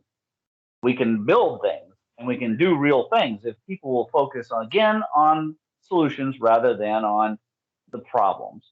I mean, you focus on the problems only in that you deconstruct the problem, but then you go and you look for those solutions, and we can do it at scale, which means we don't have to lose lots of people. And this is one thing: if happens to be a New World Order elitist, if George Soros is watching this or whatever, you don't have to eliminate people.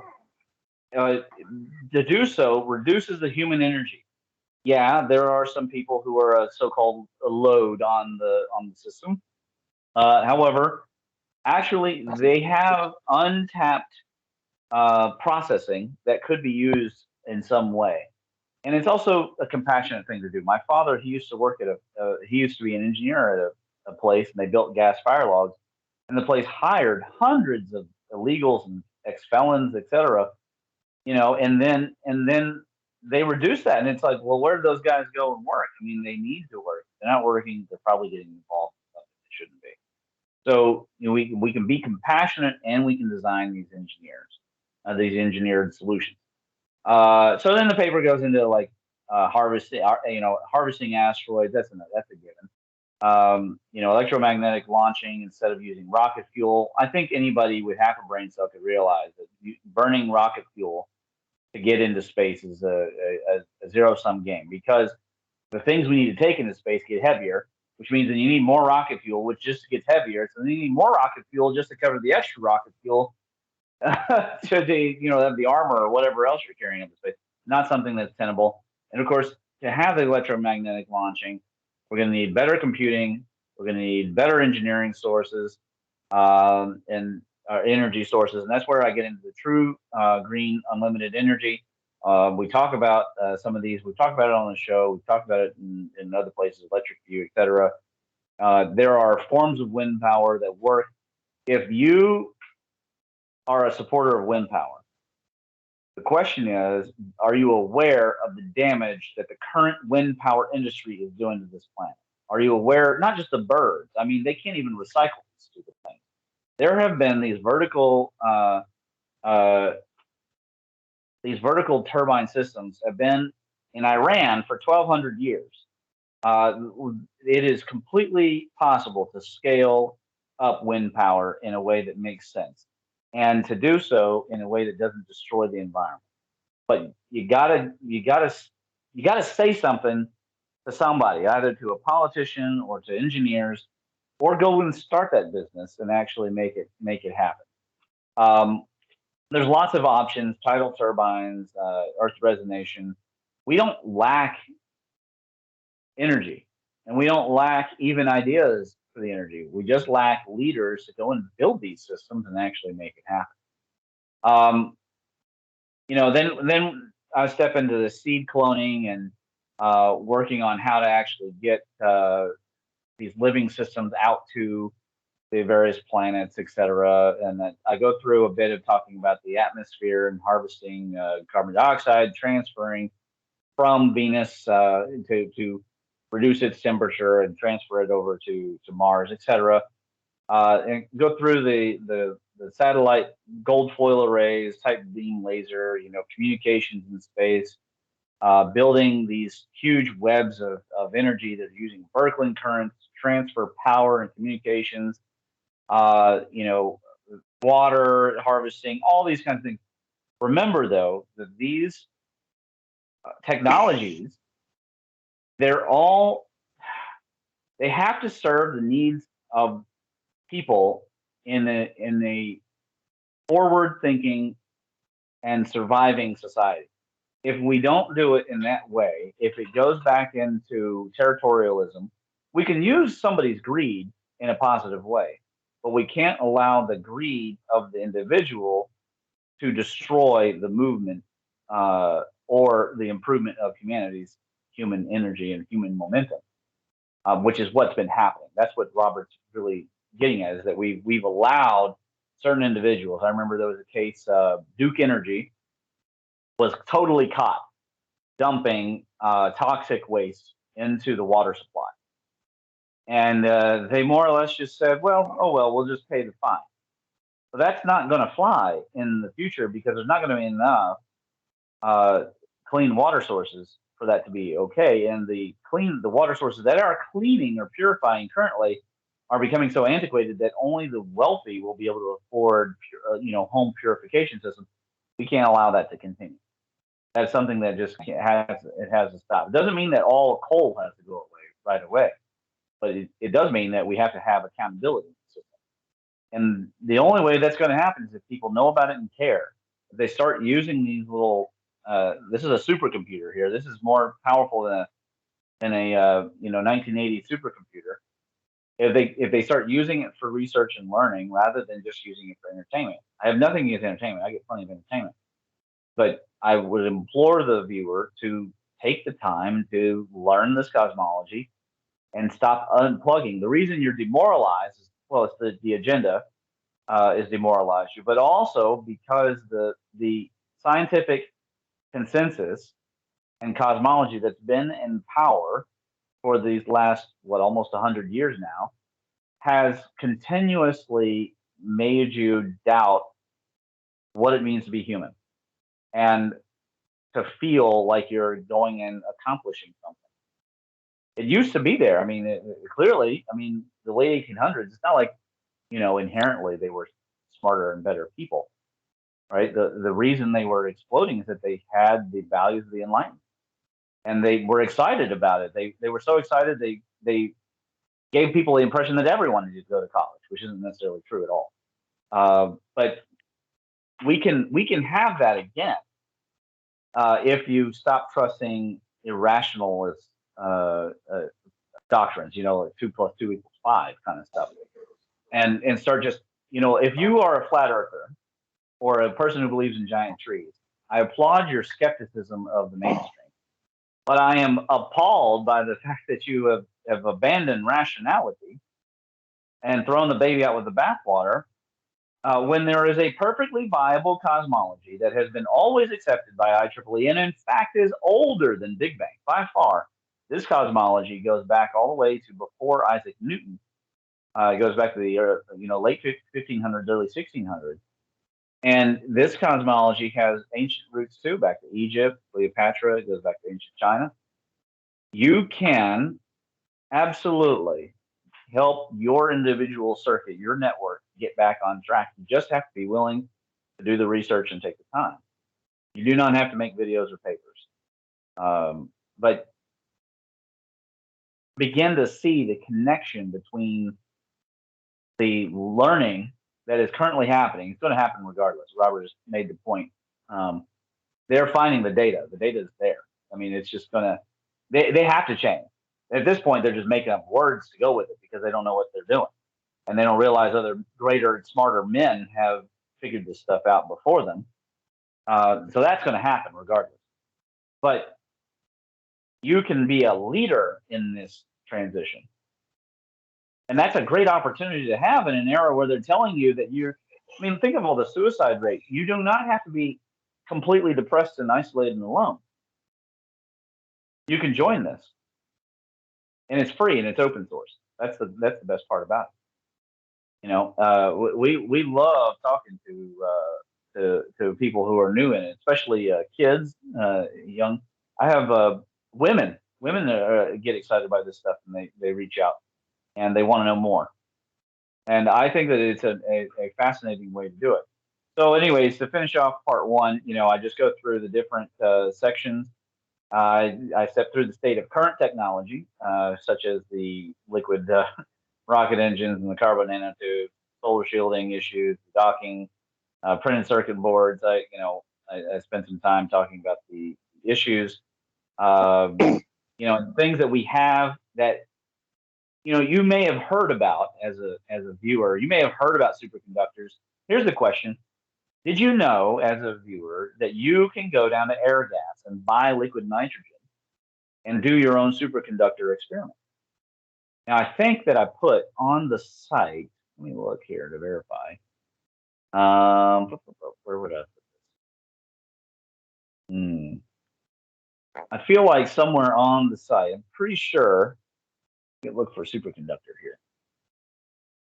Search. Yeah, good old search. Superconductivity.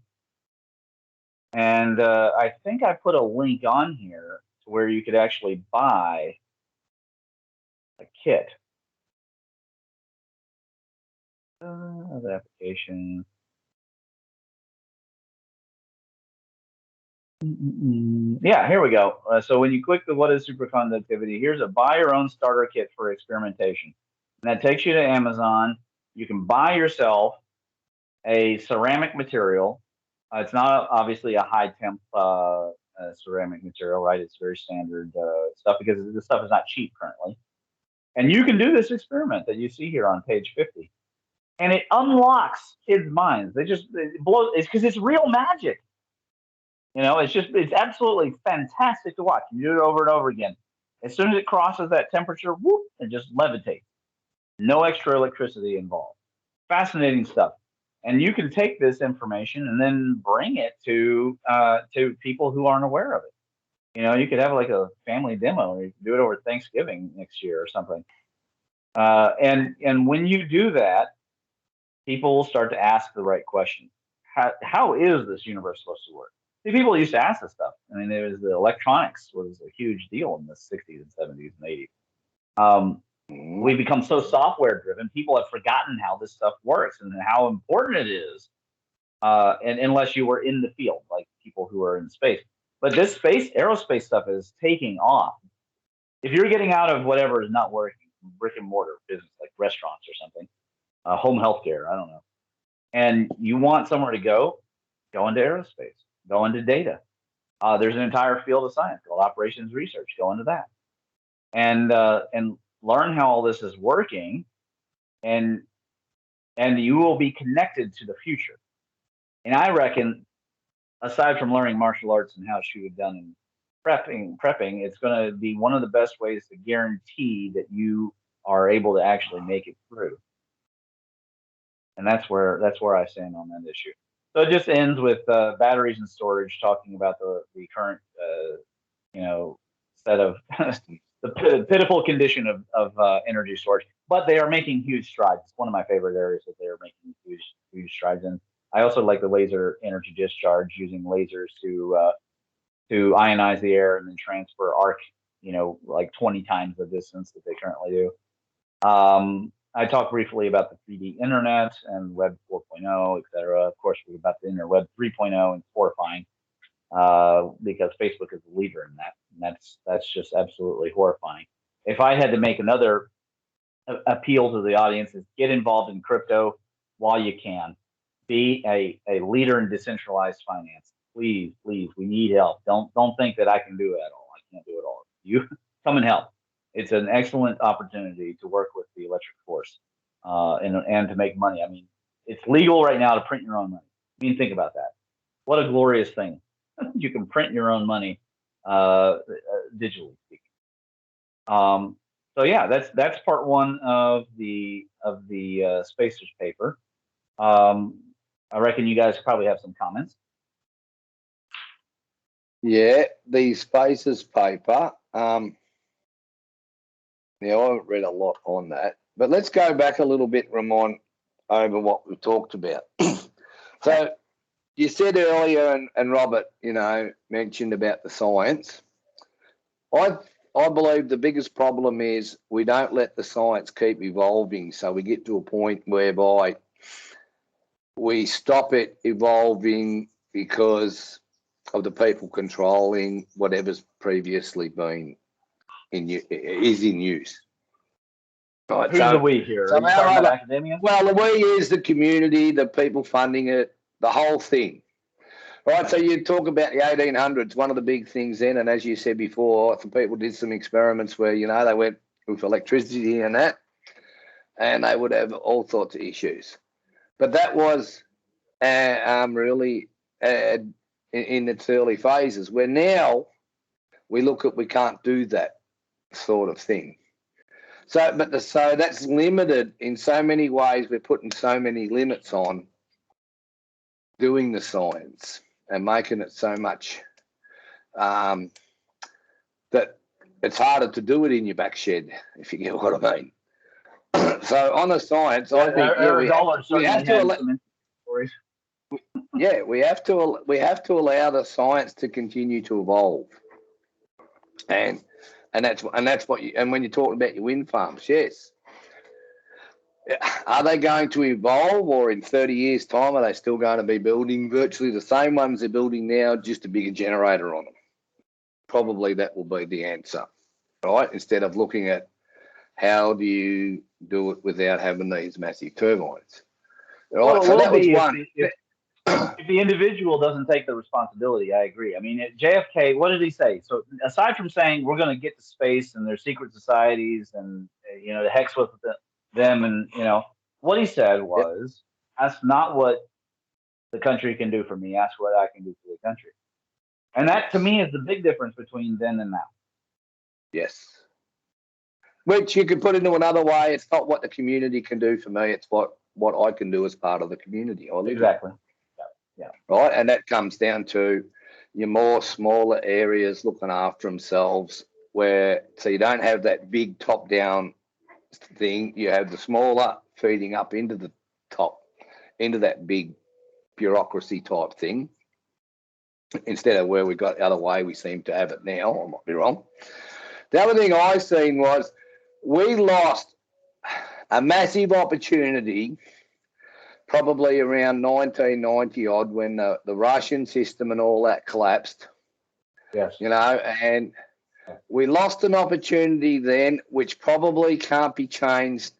The direction won't be changed now for a generation till the next generation sort of come along, because the Cold War was the end of that generation of people. And then we fell into the same trap. So instead of looking at ways of, yes, a lot of their systems were inefficient, but I just gradually up it all. Basically, the monetary systems went in, the IMF and that went in and closed it, wiped it out. So you had all that 90s period, you had all that area very, very much in depression, people going hungry and stuff like that. So we missed, I often think we missed a big opportunity there. Absolutely. And like you said earlier about, well, basically you alluded to the withdrawal of Iraq, Afghanistan and that. Why did we really go there? What was the initial purpose, other than what we got told? What was the underlying reason we decided we had to go into these places in the first place? What were they trying to achieve? What was? Well, I mean, I stepped through that in the Mims War and Government paper a little bit, which is, of course, selfishly, as Robert has asserted, a very select group of people who happen to be these secret societies JFK was talking about. They got military contracted. At least I am in this paper even giving something for the military contractors to do.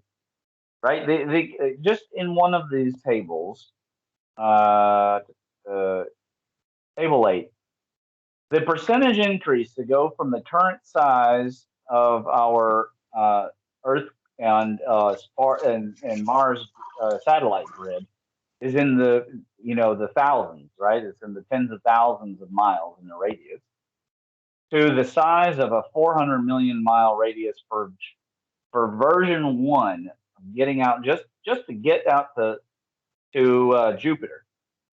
I mean, you're talking about the percentage increases are so astronomical that any satellite manufacturer or aerospace company should be licking their lips for a chance to engineer a manufacturing process that makes this possible to do. And the only way that's going to be possible, of course, is with the deep energy, the deep mining, and the true green energy, because we wouldn't have the current capability to do that. It would create such a load on our current economic setup. This way of looking at scaling will force us to evolve our living systems. Our current living systems could not do it. We can't even right now build enough new houses, technically speaking, for the people. And pretty soon the houses are going to start to dilapidate at such a rate because of the previous building that we're going to have to figure out ways of manufacturing homes in a much more scalable manner, and of course better for the environment because timber is going to be too expensive in a lot of ways, or other rare things like copper wiring. And so to create these kinds of scaled systems, somebody's got to go out and build that company, and that company is going to need an infrastructure, and that infrastructure is going to need another 8 to 50 executives, and all of them will need to be excellent leaders, and so they can get out of being the followers that's encouraged in the current dilapidated educational system. I'm not just talking about the American education system. I mean, the whole thing is designed to make uh, cash cows who don't think, right? It's to make wage employees.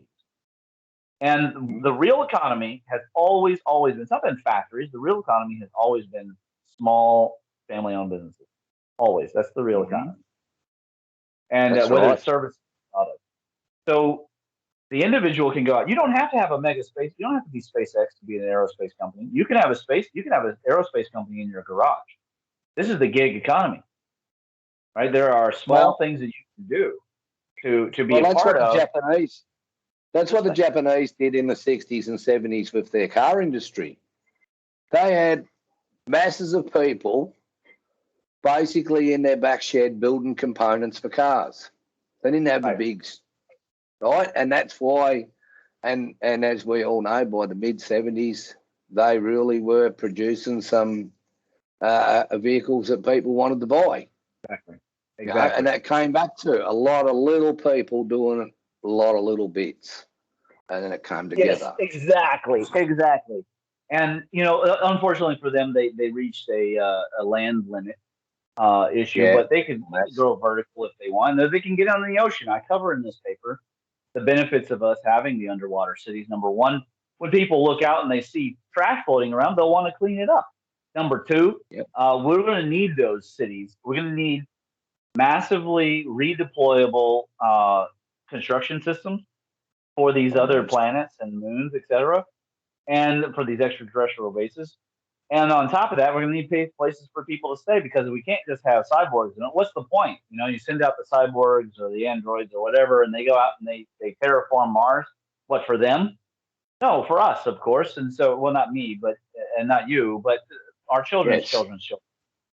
And why do that? Well, we got to design because eventually Mars can look like Coruscant, and Venus could be a true paradise. And then eventually Earth can be slowly restored. It'll never be its original self. But that's okay, because most of the species that ever existed here went extinct already anyway. So we can return things into a way, and then we could have three baskets for our eggs instead of one. And that's just the first couple stages of this thing. process. I mean, we're still juveniles. If the aliens look at us, they'll still see us. They'll still see juveniles. We won't be a proper spacefaring society even then, but at least we would be capable of surviving a total, CME wipeout, or a Schultz star coming through and running in smack dab into the Earth. And I reckon that that's a pretty good purpose for humanity. And I think we would have to do a lot of maturing. It still wouldn't be enough maturing. And I've predicted in the paper that along about stage 4 or 5, we'll probably have mega cities fighting wars and trying. But the AI will handle all that. Right? The AI will determine, who started it, and figure out the economic punishments, et cetera, so that we don't just go immediately into Thunderbolt wars. But anyways. So, and it still comes back to, if you look at our modern systems that we're in today, and I'm sure Robert would agree with me, it comes back to what you have mentioned so many times. The first thing we have to really look at is our housing. Yes. How do we make it sustainable? And how do we make it something whereby people aren't spending 50, 60% of their working life to support? It's more than income. It's about, this is the time they're spending so much of their life's time to support that. Well, one of the best things is right now. Hunter-gatherers, as I understood it, spend a lot of their time looking for food. We seem to have that at the moment relatively okay in most of our countries, but our housing, for some reason, we don't have it sorted. Yeah. Well, one of the future MEMS papers is definitely going to be the permaculture and feng shui paper, but I'll let Robert speak more on that. Anyway, there's a few points that I want to walk on over. Ramon has given me some interesting slack, I suppose, or comment on videos that are on YouTube that he claims to be clickbait, and that's all well and good. Have you done the experiment yet, or what? Electrical lights and motors run with magnets with no electricity input and things like that. I encourage people to go out there and have a look at a few of these videos. They walk you through the process of building one. You don't have to be a person who knows how to use a soldering iron, for example, to build some of these systems, or a drill. And I would recommend that you pay some attention to safety. Don't do it the way the guy's done it with a plastic tube in his hand and the drill in the other hand, punching holes. Be a bit careful about how you do it. But these experiments are cheap, right? You can go out and buy your magnet, you can go out and buy your wire and your LED light and your sockets and all the rest of it. You put these things together and see if they work, and you will discover that they do work. So I've been told by a colleague that there's a way to absorb from the environment 5,000 amps at 100 volts of power DC. That's 500,000 watts of power.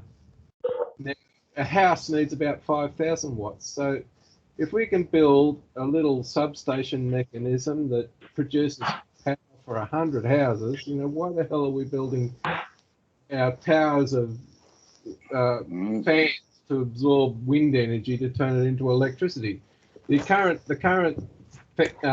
green energy system is about feeding electrical energy into an old let's make money solution instead of let's make it so that the house can in and of itself generate the power it needs to continue to have the lights on and whatever else you want to do in the house. Why have we got to put all these aluminium wires and copper wires between buildings just to distribute power in the JP Morgan way of, we want to bill everybody for using the sun. It wasn't JP Morgan's asset to begin with. And the reason why we don't have the Tesla energy solution is because JP Morgan wanted to make everybody pay him for the privilege of having electricity. And and wasn't interested in anybody else to do it. So I encourage people to go out there. There's in the paper there was the copper disc with a magnet that if you let it go, it just simply stops. Go out there and look at some of this stuff. The magnet was what, $8? I don't know how much the copper disc is worth. Yeah, but, there's even Where's a simpler that paper, Rob? do that. Where's that There's paper, Rob? it's in the paper. There's the picture that. Which paper? The paper would be my paper. But in your paper. Yeah, it's on. It's down the. Do a control F. Do a control F for magnetic braking. And there's a simple way people can do that. Experiment's a lot of fun with kids. You get you the magnets. Just go down to your hardware store and buy you some copper pipes. And you watch and it slows down as it goes through. It's beautiful. Kids love it. Get a copper pipe, wrap some wire around it, and hook it up, and then just drop one of the cylinder magnets down the tube. And it doesn't have to be a copper pipe. It can be a clear plastic tube. All you have to do is wrap the copper wire around it. So you just go and get some, Well, for the hysteresis copper, it's a copper pipe. It's supposed to be magnetic, but you drop your magnet down there, and the magnet will physically slow down as it goes through. You don't have to, go out there and listen to a scientist do this and talk about it. Go and Right. do these. The cheapest chips do. It's magic. Don't you love it? I mean, when you do these things, I mean, it's just the force and the ether is just absolutely magical, and kids love it. I mean, yeah, well, fire up the imaginations of the kids, because they're the ones who are going to make this happen. And if they don't have an imagination, then if they can't be inspired when they're 8 and 9 and 10 and kept kept alive, then our society is always going to solve its problems the way it's always done, which is not a pleasant way. Well, and I'm scared that these kids are going to realize that the social media is their enemy, but they're going to take it the wrong way. They're going to start burning phones or something. It's kind of like this counter science revolution. So go out there and search for these. I wouldn't say free energy is always a good idea, but go and have a look at these things that you can build simply and cheaply, and prove to yourself that what these guys are saying is true. The flat Earth guys, if you're going to ignore the optics, the understanding in optics and the understanding in just simple what you can go out and see when you look at the moon, and claim the world is as flat as a pancake, then you are no longer a rational person.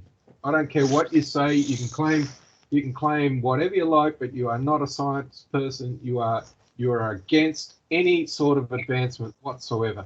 And the same is true for intelligent design and for evolution. And the way you guys have learned this stuff is just hogwash. It's just a group of people trying to brainwash the entire community to think their way, and that is the first step to a disaster. And we've seen examples of that disaster. We saw it in the 1930s and 40s in Germany. We saw the same thing happen in the 70s in Cambodia and every other country where they've just gone away and murdered their own people. And we need to get past that bullshit. If people think that the flat Earth and that the heliocentric model of the universe, which modern science is proposing as the answer, need to understand one very simple thing. 2,500 years ago, the Greeks had the same set of arguments between everything goes around the sun versus everything goes around the Earth. Right? These arguments are thousands upon thousands of years old, and all you have to do is look at the evidence, understand what it is. We see something happen and we make up a story about it. Here's our understanding and our made-up story actually describing what happened and getting all of the points to connect. Right? I've made the claim that Ampere made an assumption. This is a guy who played around with electricity and magnets before we knew the structure of the atom. He observed some effects. If I turn on an electric circuit with a battery in it and a magnet needle moves, and if I move my needle around the wire, the needle actually moves around. So it points one way on one side of the wire and the opposite way on the other. But he's made an assumption, absent of any evidence that what was going on. And the assumption made was that a moving electric charge produces a magnetic field. Well, what actual proof do we have that that assumption is correct? And I'd say there is none. To prove the assumption correct, we need material that is only electrical and there's no magnetic properties of any kind in it.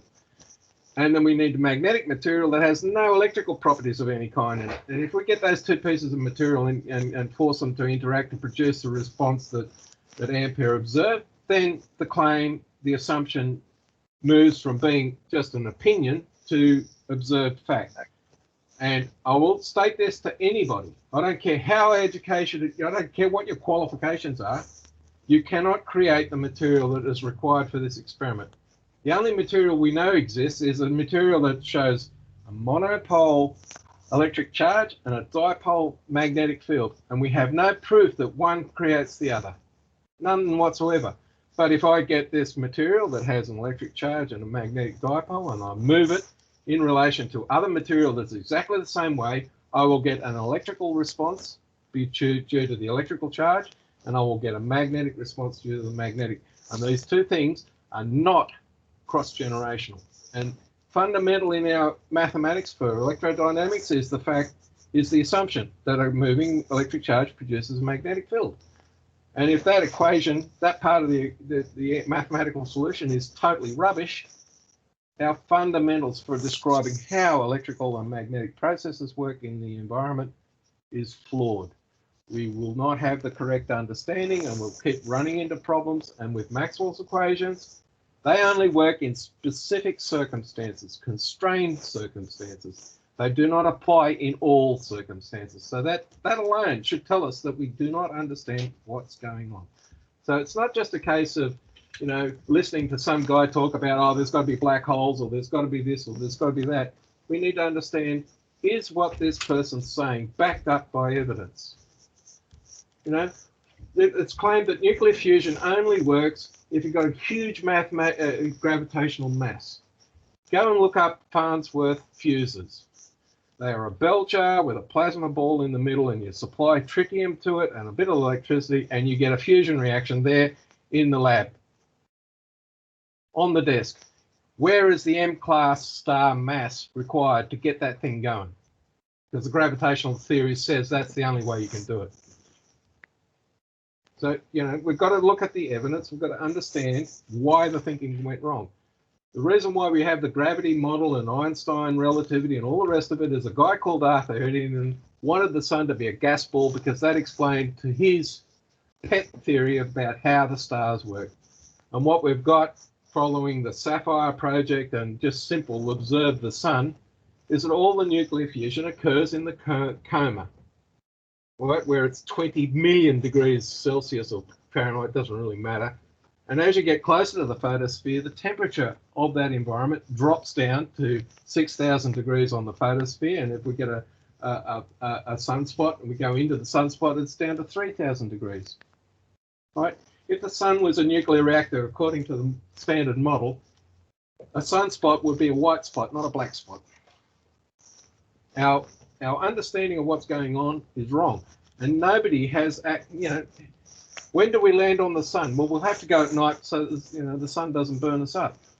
And I put this to a group of scientists, and they took me serious for about 5 seconds until they thought about it. You know, we can build material that can withstand 6,000 degree temperatures and all the rest of it. We don't understand gravity. We don't know what that is. But after the discussion we had last time with you guys, we were observing that the gravitational anomaly fields and the magnetic anomaly fields were overlying each other. Walt Thornhill in the Thunderbolts project has talked about electrical displacement in the atom producing gravity. Well, what if it's and including magnetic displacement in the atom? These two parts combined together create what we call gravity.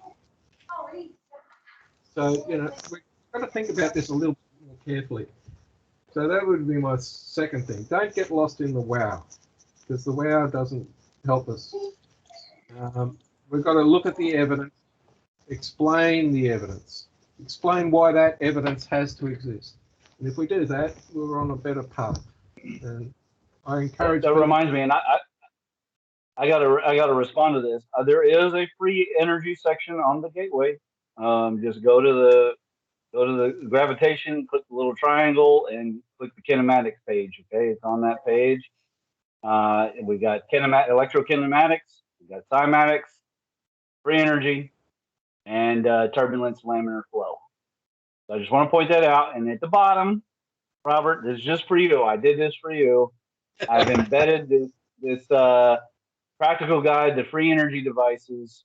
It's 3,000 pages. This is a PDF somebody put together. I don't have to do the work. They've already done it. 3,000 pages. So somebody cares about free energy quite a bit. And look, it even has a table of contents. So there's plenty of information. If the person is so disposed, and instead of finding some guy doing garage science, of course, we encourage you to do garage science, people, but you can go on here, and there's thousands of hours. You don't need to go get a college degree, okay? Do not go to the college to do it. You can learn everything you need to know. Whether or not Robert thinks it's good theory or bad theory, you can still make practical devices in your home using knowledge that's freely available to you. You do not need a degree anymore. Become an entrepreneur, or just do it because you love doing it, like Billy Elberton or something, or Jacob Gable, and create these devices. Sapphire is lovely, but there's other people can do Sapphire-like experiments. There's no law that says that you can't, at least currently, that you can't do these experiments on your own. And so take the time, watch the various videos, learn the basic fundamentals, even if you don't understand the math, and then go out and do it. That's exactly what Robert's saying. Here's a free energy device that I reckon would be kind of an interesting discussion for us to debate after everyone's seen it. It's a flywheel alternator, so that'll be a lot of fun to watch. Yeah, but one side's DC and the other side's AC. Well, we'll see. I haven't even watched the video yet, so I don't honestly have any comment yet. Oh, that's the one where the fella builds. That's the one the fella builds, is it, Robert? I think it's done in India, where it's got the flywheel and that. It runs done in somewhere India. between. He's got a DC motor. Yes, DC and it runs motor, somewhere between 10 and 13 hours. Flyway. Yep. That flywheel is very important because it modulates the power in an analog sense, and all you have to do is find some way of sticking DC in the motor, DC motor, and you get an AC motor power out the other side. So if these free energy systems, all you need actually is a 100 foot of wire, a tower that's 100 foot, and the wire to protect it from lightning, guys. Don't do this, because if it gets zapped by lightning, you won't have a motor left. But anyway, it will take power from the atmosphere, because every meter you get 100 volts or whatever it is. There's a power gradient through the atmosphere. So if you've got a wire that comes down 100 feet or 10 feet or whatever, it will produce always a certain amount of power. You just feed that into the DC motor. Once you get that flywheel working, and it's heavy enough, flywheel will deal with the load issues that occur because of AC power and drills and whatever else you want to drive off. It's just a case of just simple design. None of this stuff is hard really to work out. Oliver Heaviside, who produced the Maxwell equations that I was criticizing earlier, he was an electrical engineer. He's not recognized as somebody important in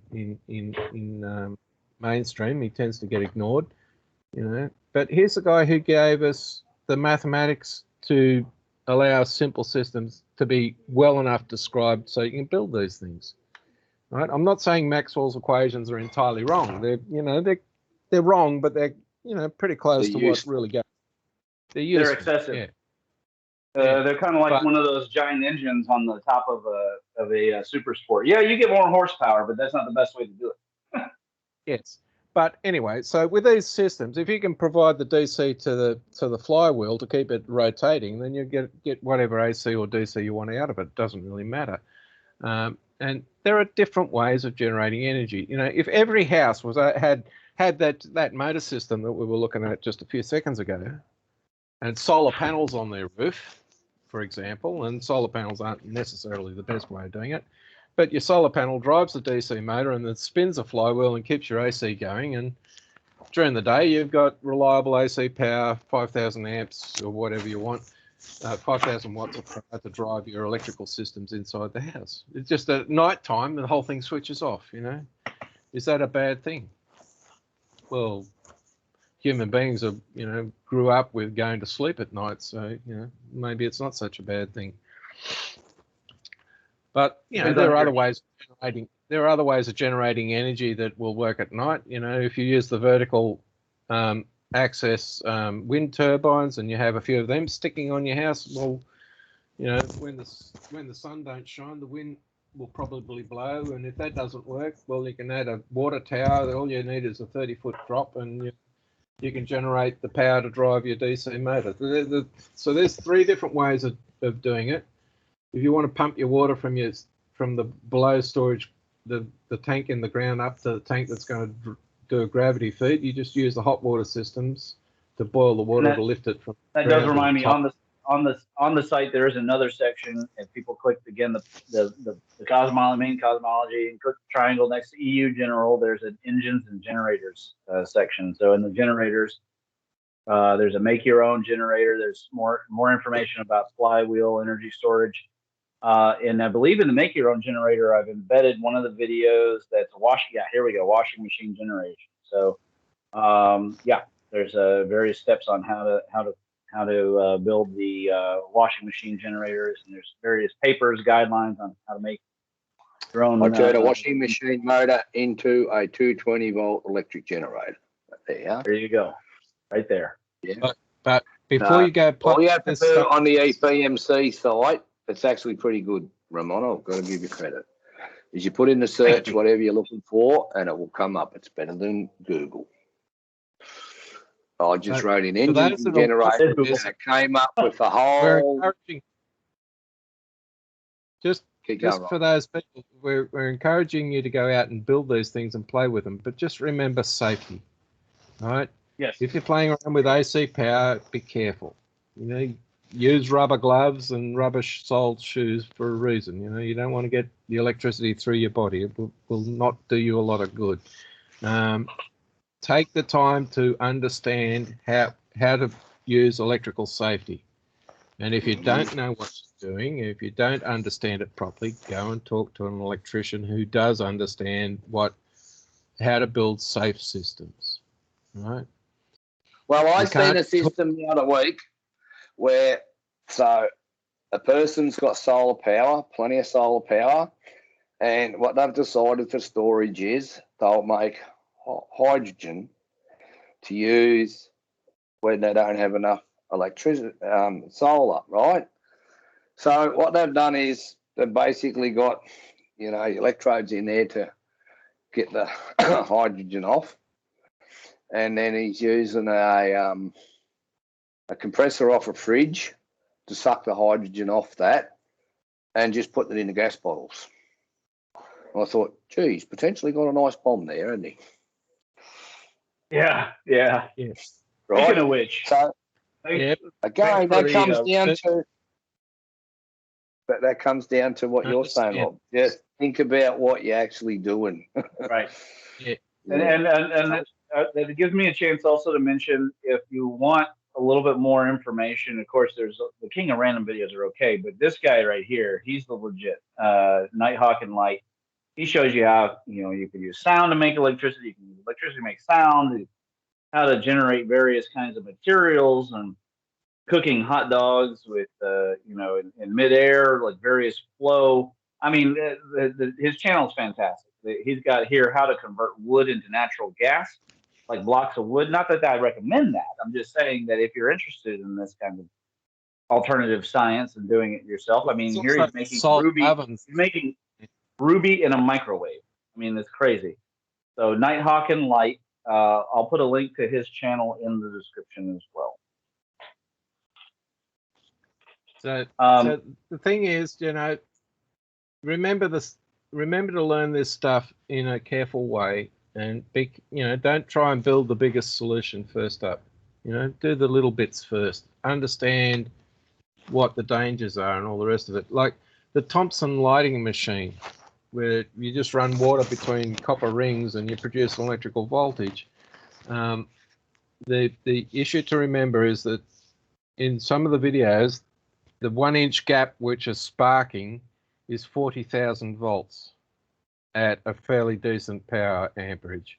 And if you do that wrong, you will injure yourself. So, you know, the stuff I criticize in terms of accuracy of description, learn it anyway, because it's all about trying to be safe. You know, I don't want people going out and building a machine because Rob said to go and do it and kill yourself in the process. You know, you've got to be a little bit cautious about care. You know, if you want to look at different ways of cooking, there's solar thermal ovens. You know, you stick the thing in the sun and cook your roast. You can go and buy these things as a camp oven. Right. You don't have to go and build your own. A friend of mine is into beekeeping, and he's just, what he does to get his honey and all the rest of it and separate his wax when he's doing, you know, a hive rob from a tree or something like that. He just puts his sun in a box that's got, you know, a bit of reflection on it and a glass top over the top, and he just uses sunlight to melt their wax, and the honey dribbles out, and you just separate them. You know, you don't need fancy steam ovens and all the rest of it to go with it. You know, there are simple ways to do things, and if we can be just distributed in our energy production and use, then maybe we have a much more better chance of surviving, you know, some of the things that could happen to the planet that would make our life a nightmare. On that note, I will terminate the discussion with this paper here. Is an underrated it packs a punch for it being so small. It is a MEMS paper, how to create your own MEMS. You know, the scientific method is a very established, excellent MEMS, right? It may be the best one ever. I would say it's probably the greatest MEMS ever created so far, or discovered, depending on how you view how the universe does such things. But what we definitely got to do as individuals when we go about creating these solutions, for example, if you can't afford expensive equipment, but you want to do some of the things that Robert's talking about, the universe will provide. It will provide. One time I wanted to replicate the king of random. He has a video where he creates a solar oven that does 2,600 degrees, and to do that you need one of these it's a particular type of Fresnel lens or something like that. It comes out of a big screen TV. And wouldn't you know, my father found one. I mean, within a short period of time, and I still got it. You know, I haven't built the wooden frame and everything, but now I know if I need to make a solar oven that can cook at 2,600 degrees, I've got the equipment. The universe will provide, it will respond, especially the more interested you are in it. And so in this paper, I do briefly list the powers, you know, if you get yourself familiar with those powers. More importantly, you know, learning to work with the potentiality, possibility, probability cloud. Of course, increasing probability is one of the most difficult and arcane sciences, I think, that's out there. I don't think I've not at least come across anybody that's specifically talked about increasing probability of success. But it is something that a person should do. So here we go. Steps in composing your own MEMS. Identify a need. Translate it into a desire. That's very important that your vision have a need as well as a desire. And align the need with the desire, or the desire with the need, because if you don't have praxis, you're not going to make much headway. Visualize your solution set. That usually means forming some kind of hypothesis. And so far, what we've identified in examining MEMS is that the more ideas you have, the higher the chance of finding a successful one. And you can do futuristic concepts. That's perfectly fine. There's nothing wrong with what Leonardo da Vinci was doing. He just didn't have the engine to make it work. And you need to measure the goal. You need data. Construct your framework, or in this case, do an experiment. Include the potentially infinite within a finite construct. One of the most important things about the scientific method is that theoretically, if you keep messing up, you just keep returning back to the start of it. And this is what made the difference between Thomas Edison and the guys who first thought of the incandescent light bulb. And he was willing to do it 1,000 times, which is another thing. A couple hundred years before him, he would have been definitely thrown in the asylum. And depending on the scientific community, like, Selma Weiss, I mean, they did, throw him in the asylum in the 1800s. So it just depends on the topic. But at one time, the church would have burned him at the stake if he tried to do something like that for 1,000 times. It wouldn't have made it that far. And we don't live in any kind of limit like that. So you can run. I remember we had a supercomputer project, and the professor, he said he'd never seen anything like it. I'm like, well, I have access to a supercomputer. Why wouldn't I run this simulation so many daggone times and just find all the parameters that make it work? And then I wrote a program, a script that just broke it down into 3D surface graphs. You could see exactly how the circuit would work. And of course, he was irritated that we didn't just figure it out ourselves, like based on circuit parameters. I'm like, well, that's smart too, but I mean, I have the tool. Why not? The amount of data that we got out of it. I mean, the scripting. I had to run the supercomputer to parse the data that came from the simulations. So devote you some resources. Focus upon the timing and the potentiality of success. See yourself increasing the probability of success. It's very important that you believe in what you're doing. And try and measure results. Accept the unexplained consequences with humility or attention and interest. Meaning, if you had a wrong hypothesis, if you go out from this and you take this, okay, my MEMS is going to be a new business, and then you start a business and it fails, don't think that means that you can't do business. That's not true. But sometimes the universe it responds to these experiments harshly. You're probably not going to die. I mean, we do want you to have electrical safety, but you're probably not going to die. You might find a whole lot of things that don't work. You probably build some kind of circuit or something that doesn't work. That's very frustrating. I have a business partner, he's building his own cluster supercomputer, and that's not easy, and it takes hard work and dedication. And then you repeat the favorable outcome. You don't even have to write papers, right? That would be, I guess, the next step if you wanted to take it. And then so the paper I consider, how to improve your results, etc. But just in these 9 steps, you can find ways to be the change, the so-called be the change. We've got to get beyond the whole thing of I'm just gonna, my vibe will attract my tribe. That's true, but your vibe alone is not going to stop you from fascists taking over your neighborhood, your country, whatever. You got to do something. And the best thing to do that we've been able to identify with this cosmology is construct some kind of whimsical process. And then a scientific experiment is one example. It's a great example, fantastic example. It's not the only example. And if you can do that, you can be part of the solution. And that I think is a marvelous thing in this age, especially considering all the negativity. I mean, it's just inundated negativity, outright lies about humanity's future. Yeah, we're in trouble, but I mean, there's a number of things that are being claimed, and a lot of them with faulty premises, like carbon dioxide causing climate change. It's complete fallacy. But you can do something, and we can do something, and we don't even have to agree. That's even the better part about it. Some of these MEMS, they can be complete, working cross purposes, right?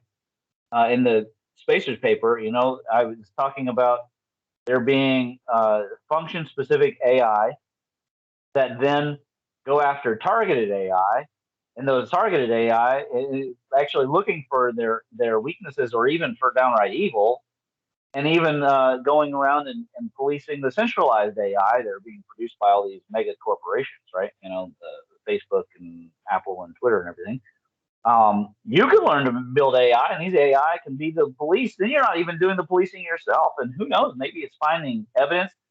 Forget Me Too. Who knows what things that your targeted AI or your function specific AI could go do and improve the world. That's the era we're living in. It's kind of marvelous if you look at it that way. If you look at it another way, we're definitely in some trouble. It just depends on how you want to take it. Any closing thoughts, guys? No, I think we've covered pretty With the well. AI, there's just No, one just thing I anything. want to bring up with AI. Go ahead. There's a guy called Alan. What was his last name? Anyway, he claimed to have time traveled about 700 years into the future to cities. You know, whether the claims are true or not are curious. But anyway, society he described was cities, states. So we've got cities that float on the ground and all the rest of it, and they're run by AI computers. Huh, that's a lot like. Yeah. And Al Beck was his name, and now Alan Beck, yeah, and he claimed to have lived twice. You know, once as Alan Beck and something else prior. And it's, so, but anyway, if he really did try time travel and describe the future and has come back to tell us a story, then we're talking about a future, say 700 years away from us now, where you've got supercomputers running the government of the human beings because, you know, the human beings aren't too good at it. But the problem with that system was that incentive, reasons for contributing to the society, gaining a reward individually for having done something of value was what their problem was. So whatever our system is going to be, we need to have an answer to that question. What does the individual receive as something valuable to them, you know, to make them feel that their existence is worthwhile? And if we can do that, we'll have a future that, you know, is the utopian version of things. But the issue is, how do we produce a natural system that is self-regulating, that allows that to happen in a manner which is not like what we've got today and not what we've got in the past. Well, maybe sometime in one of the future shows, if you want to be the future saint of the universe, in the line of Buddha or Jesus Christ or whomever, and not actually get wiped out because of the ideas, you can come up with an answer like that. I think it'd be, you know, well above my pay grade, that's for sure. So what he's saying then in his futuristic thing is, we go from a world whereby we had royalties and that to serve and control us, to whereby we've now given the computer the job of doing it. So we've really gone nowhere. We're still the same. We've just got a different master. The difference between the society of then and the society of now is that the individual is taught to contribute. You know, the most important thing the individual can do is contribute to this culture, to contribute their value to everybody else. Now, we need some sort of regulation mechanism to ensure that the parasites actually contribute, or they're not part of the system, one of the two. But, you know, the real issue here is you've got to be able to build a system where people find value in helping others in a way that doesn't destroy the desire to go out and do that, to achieve something that is important. And at the moment, you know, it's all about fame and glory and money. That's our measures for saying, have you contributed something valuable to the culture? And I would say that the process we got at the moment doesn't really achieve the goal that we're really after, which is a society that cares about those in it. And, you know, I think one of the things that we could do that would help the society is get rid of the Nobel Prizes. Just abolish it. Yep. Abolish. Well, Rob, abolish. you might recall, Rob, there's a football match that's held in Melbourne. I think it's still done, in aid of a person who was meant to be a pretty good footballer and all that, and it was a charity event. And it came out about 2 years ago where less than 20% of the money raised was actually put into what you'd call giving charitable causes. The rest of it went to the people organising it. Yeah, well, that's, and it caused a bit of a stir. And I think there was I don't know if that was changed. There was talk of changing legislation to do with these charities and all that, because they're tax-free havens, of course. And yeah, Ramon, you've got them pretty well in your country too. And it comes down to, if I'm going to do a charitable event, how much should I take off the top?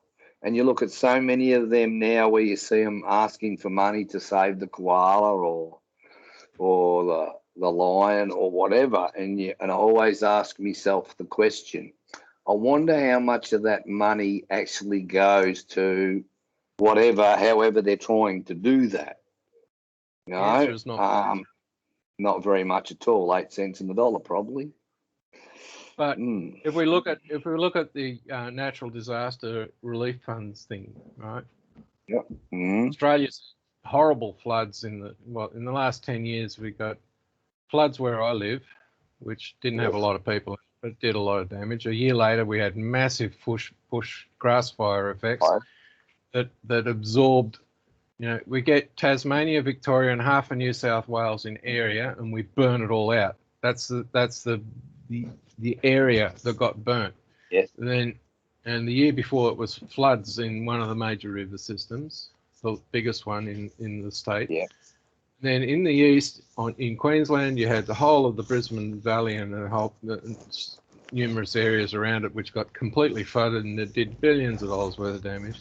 Then you had the big fires that occurred in Victoria and up and down the New South Wales coast. Which then the worst example was 2019, when people really discovered what fire can do. Had the same sort of things occurring in California and Canada in the winter for us. It's their summer.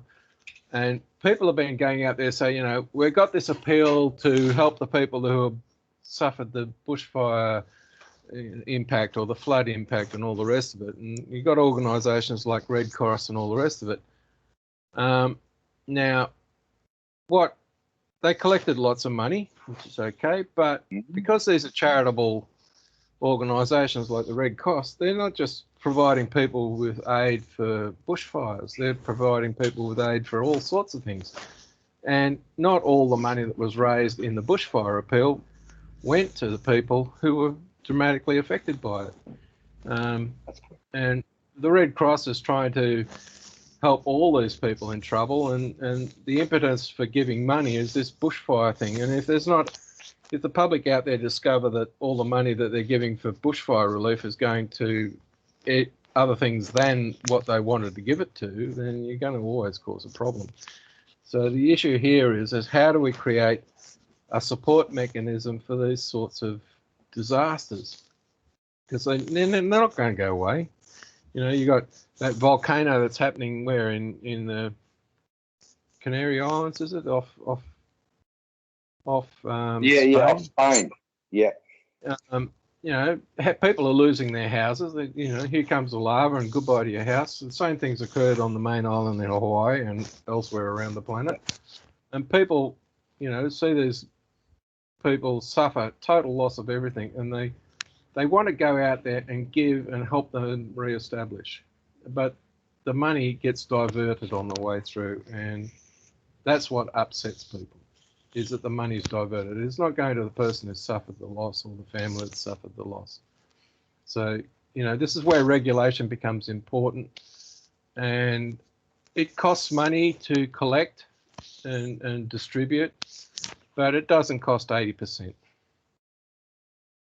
to do that. So, you know, someone's gravy training and parasiting on the process for sure. And these become, because you're talking large sums of money, these become people with sticky fingers. You know, I call them the cookie jar dealers. There's a jar of cookies and, you know, I want to cook them and take it out. But, you know, the cookie jar is not for me to come and take a cookie. It's for some other purpose. And we've got to stop that attitude. And again, it comes back to the individual. You've got to have a degree of social ethic where you say, no, I'm not going to benefit myself because that's not my job. But the people who do that work deserve to be paid for doing it. and we should not begrudge the people that actually do the work. So, but I don't think the cost of administering these things should be in the order of 80%. I think the organisations that do this sort of work should prove that their organisation is working efficiently and not spending more than 10% to do the charitable effort in the first place. Blaze Aid. Have you heard of Blaze Aid? Yeah. Yeah. Yeah. Yeah. Yeah. Same thing. You know, That works because there's not a lot taken off the top. Yeah. Because from what I understand, most of the people, so lots of you and I, Rob, you know, there's something you can go and do. You know, they coordinate. So lots of what you're saying about those people who've lost stuff in disasters, you know, a lot of the time all they need is someone to come there and go, hey, would you like a hand? You mightn't do a real lot, and they can't do a real lot either, but they've got someone with them. They're not on their own. And not on their that's own. What Installing and that's the big thing. Yeah. Installing a fence with people who come along and do the labour to install a fence saves the guy who needs the fence the cost of labour. That's right. Not everything has to be expressed in terms of dollars. You know. That's right. And that works really, really well. And we go back to earlier in our conversation. What do we do with, say, as an example, the grandmas? Well, there's sorts of things that those people can still do. And yeah, we understand the economy and the money side of it. But, you know, if you've got a reasonable pension system and that, well, those people are likely to give 3 months a year going and helping people that have had a disaster. That's one understanding. But the other understanding is this. For the first 20 years approximately of most people's lives, everything's provided to them. Well, that's the way it has to be. So, you know, if everybody's gaining all this free benefit at the first 20 years of their life, why aren't we giving the people who provided that benefit recognition and support when that time moves on? Yeah, and that's a very good point. People who whinge about not paying enough tax and all the rest of it don't understand what the purpose of the tax is. You know, tax is the price we pay for a civil society. It's that simple. You know, not everybody can learn how to defend themselves with a sword or a gun. Some people don't. I have an opposing take on that. Yeah, but what I'm saying is not everyone can afford to spend the money to defend themselves in that way. I agree. And as a community, we say, well, we're going to come together and defend ourselves. You know, everybody contributes to this process. Yeah, but you know, the Amish do that without taxes. Yeah, and if we're going to go and say, one of the issues of today is that everybody thinks that the government should come in and solve their community's problems or their personal problems. When did government have that job? Is my question. When did they become God? No, when did they have the job of solving your problems? That's correct. They're your problems. They're not the government's problems. You know, but they appointed themselves to do that, to make themselves look like they're needed. But only because you had a different concept, we expect to. If you had a different concept than taxes, because taxes is fundamentally tied to the divine rights rule. You can't get rid of that connection. It's faulty.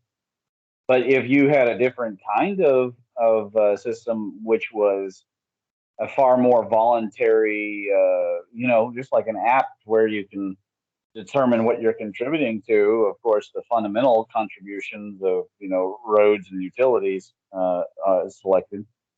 But there's no data that supports the idea that everybody in society should be forced to contribute to a public education system, which doesn't really work.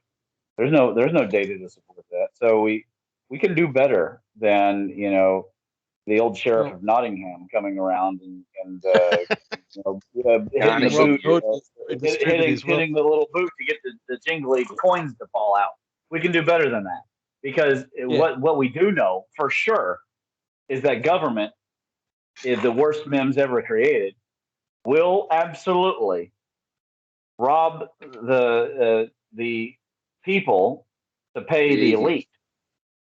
They will rob them and put that money to work in some of the worst ways in the most efficient manner possible, and it will be a complete waste and a physical drain. By the way, money is not separate from people's physical health. And it's very important that people understand the 5 pillars of health. Your financial is just there with your physical, your spiritual, your mental, and your social health. You've got to have physical health. If you don't have physical health, you're going to feel it in your body. I mean, it's going to be a real tangible and measurable thing. So it is an important topic. I don't think that, everybody just saying, well, I refuse to pay for anything. I don't think that's the answer. But thievery is not the answer for sure, because politicians are nothing if not skeevy thieves. I mean, just they are not responsible people. And we can do better. We can find a way to do better. I'd heard something out of Japan, some kind of like 6 types of economics. I have no idea how close they are to creating that. But it had to do with if you perform certain services, like, you helped an old lady cross the road or something, you earn some tokens that help to buy you a latte or something like that. I reckon that doctors should not have to be paid dollars in order to live, right? They should be taken care of, and the incentive for them to do a good job should be completely separate, of course, from their ability to make money. They should then go off and try and make money, medicines, commercials, whatever it takes, to encourage kids to be interested in medicine, number one, and real medicine, and number two, I want them. They're smart. They deserve to get wealthy, but they just don't deserve to get wealthy because I need an appendix surgery. That's not the way it should work. But we need data. All right. One of the 6 powers is the N power, and under the N power is data. We need data. We just don't have enough. We're making so many assumptions. We've got to understand why survival impacts our systems. Correct. Right? Yeah, we don't have a macro analysis. We don't have that understanding either. So it's survival of the fittest is all well and good, but it's more than that. We need to remember who enabled our society in the first place. We've got to recognise that there are communal needs that need to be paid communally, and nobody is exempt from paying for it. We've got needs that are individual, and it's up to the individual to provide for those needs, unless there is some catastrophically mitigating circumstance where they can't do that and they need aid for some period of time. The thing that shows our society as a caring society is looking after the people that have had their lives totally ruined. A bit vulnerable. Yes. Yeah, and we've got to care for that. But not only looking after them, giving them also the belief in themselves that they can then go on and do things. Just help them to become value. That they have value to. All right. Our efforts to help a person remain independent have been screwed up because some guy with a screwdriver wanted to break into our car and has totally fucked it. Now we can't open the doors. We can't use. Yeah, you know what would be great philosophical memes for us to solve, or somebody out there who's smarter than me, figure out why no good deed goes unpunished and fix that. Because I tell you, that is a major disincentive for people helping each other. When you go out of your way, I mean, people do it, especially in Kentucky. We have a lot of shirt, and I'm sure the same thing in Australia, a lot of shirt off your back kind of guys. But it sucks when it doesn't work in your favor. And that creates a disincentive. And these kids are starting to think, well, why should I do that if I can just, if I can do my Instagram life and I don't have to care, I can duck face and OnlyFans my way to success, and I don't need to care about anybody. And that is very dangerous for society. Yes. So the real issue here for me is, I've lost my train of thought. $1,000 is a lot of money. I'm earning $900 and whatever it is, $30 a fortnight. I don't have the money to go out and support the car industry that wants to charge me $1,000 to replace the entire lock system because somebody broke a lock.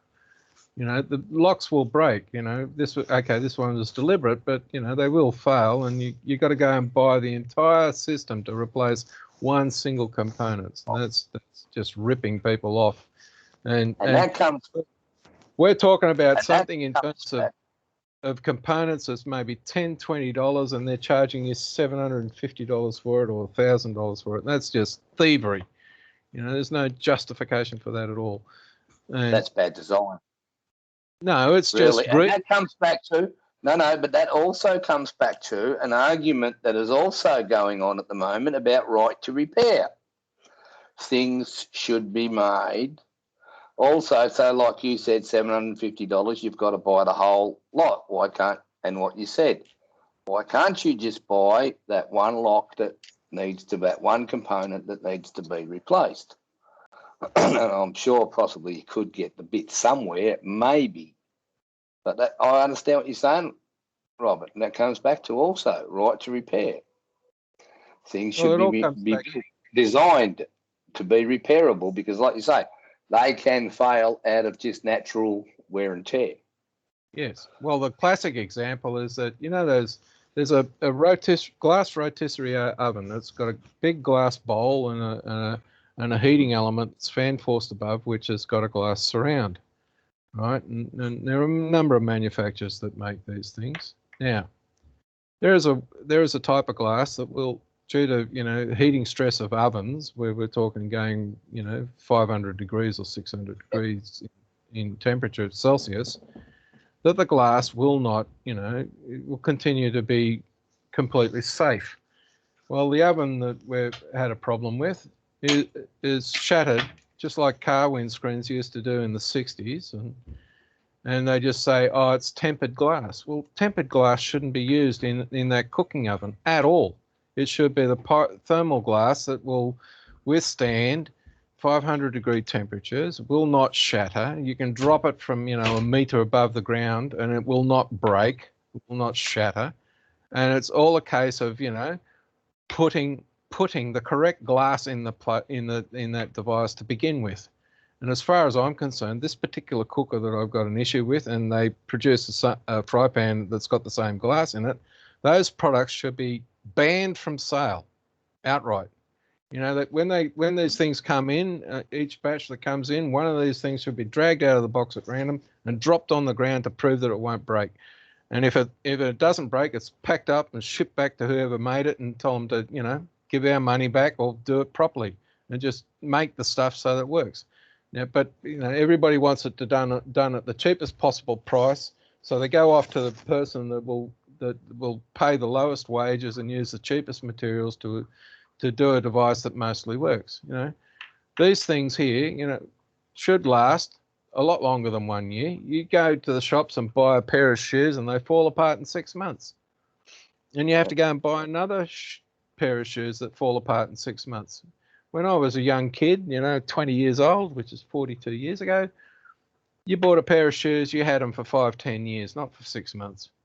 The community that buys these things should be saying to the guys, no, you are going to provide stuff that works and works for a period of time. You are going to, if you want to have a patent and earn money on a patent, then you will supply the thing that patent's for to the market. And the minute you say, well, I'm not going to do that anymore, you lose your right to copyright. You lose your right to patent. It just simply becomes public domain, and anybody who wants to make that part can. And the patent system, for example, was only supposed to give you 10 or 15 years of being able to make that particular device until it become public domain. Yeah. The same should apply to software. If you're not going to provide maintenance for the software, then you have to publish the source code so that people can maintain the code and the software. There's no excuse for allowing people to do incremental changes to the pharmaceuticals or to the software and continue to claim copyright and exclusive rights in perpetuity for forever. Yeah. It's just not right. And we've got governments and politicians that have been told by these guys that own these companies, You are going to allow us to do whatever we bloody well like and screw the population, because if you don't, we'll just replace you with somebody else who will. And the people get wise to this and deal with them. Well, like I've seen recently, when they had their meeting in Glasgow, Scotland, about the climate and that, the biggest representative lobbying group there, surprise, surprise, was the fossil fuel industry. So, again, it comes back to what you're talking about now, Robert. How do you move ahead? How do you move forward when whatever does change, they will ultimately be the funders of it. So they will control that mechanism. What we need.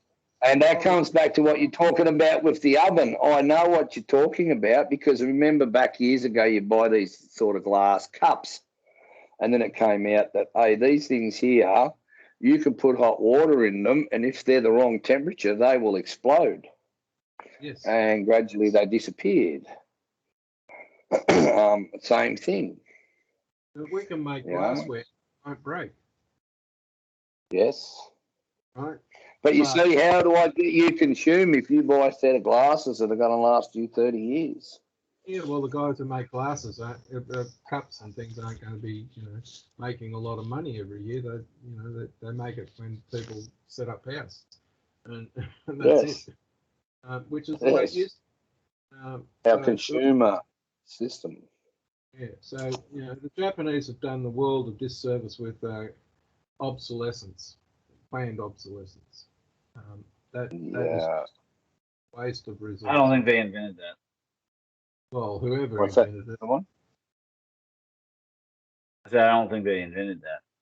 Well, I think that's the light bulb industry did that. Well, it's the companies that want to sell their washing machine or their shoes every 6 months, and they don't want to make washing machines that only have to be replaced after 10 or 20 years. Yeah. Light bulbs that last 140 years are definitely a problem if you are in the light bulb industry. So there's a limit to what you can buy, but we can do the job better. We can do things that last a lot longer. But it's a case of the people who give the people to make these decisions, the very clear understanding that you are going to protect the interests of us who voted you in, and not the interests of those who give you your big dollop of money to get there in the first place. So Well, I've actually keep going, Rob. Political donations should be banned outright. Ramon, in the chat on this Skype, I've put a couple of video links there. One of them is a peak prosperity one with this Professor Emeritus Desmond, and he's talking about a lot of what you talked about, and about how easily humans are basically to be hypnotized, how easy it is, and be directed. And it's quite fascinating, of how easily we can direct people. And it's all in context of what's happened over the last 2 years, and how so many people were so easily, we just got into it, and I think Rob will agree. I suppose it doesn't really affect Rob, but you have a look at all in our own country, we've put restrictions on travelling across a river, that are just amazing. They're as draconian as any restrictions we've got on any immigrant coming into the place. Yeah, and everyone's gone along the narrative, haven't we, Rob? Pretty well, that's true globally. I mean, instead of locking But at the moment, it's virtually impossible for me to go to Western Australia. Yeah, well, my mother's very sick and she's likely to die, and there's no way I can get to the funeral. No way. That's right. That's just. I'd have to drive it, and I'd have to, go that where I am to where Mum is. It's 5 days of driving. Right.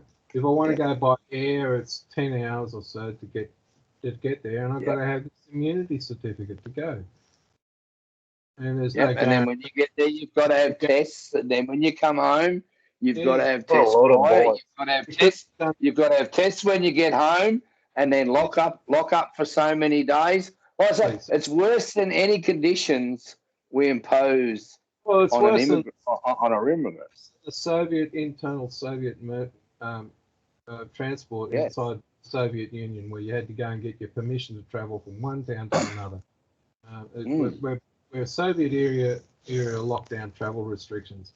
And what I don't understand is why we didn't have, 120 years ago, if you got sick, you got put into a place that was going to look after you for that disease, and you stayed there until you were cured. And today we no longer have these facilities, but the people who have got these viruses, we just put them in, lock them up, put them in their cell, in their town. If you want to do it that way, you say, right, you've got COVID Omicron version, you're going to go over here and live there for 6 months, and when we've proved that you don't have it anymore, then you can come back out into the rest of the world and do it. That's that horrifying. way. I would never do that. Well, that's what's happened, Ramon. That's what's Well, happened. And we're not the I only know. country. I feel sad for you guys because I'll be honest with you. No, we're not the only country. Have a look at New Zealand. Have a look at Britain. I'm sorry. I wish you weren't that way for you guys. I mean, the liberal West has failed. That's right. The liberty is. It makes me sad. It makes me angry. As a Kentuckian, I feel bad for everybody. And we point our finger at other groups about human rights. Yes. I don't care what anyone says. The issue you said, Rob, about your mum, I don't care what anyone said. It's a human right that you be allowed, that if the worst happens, that you be allowed to go to that, because that is part of a process of humans. Yeah. None of this, you can't go. If we go back to the 1800s,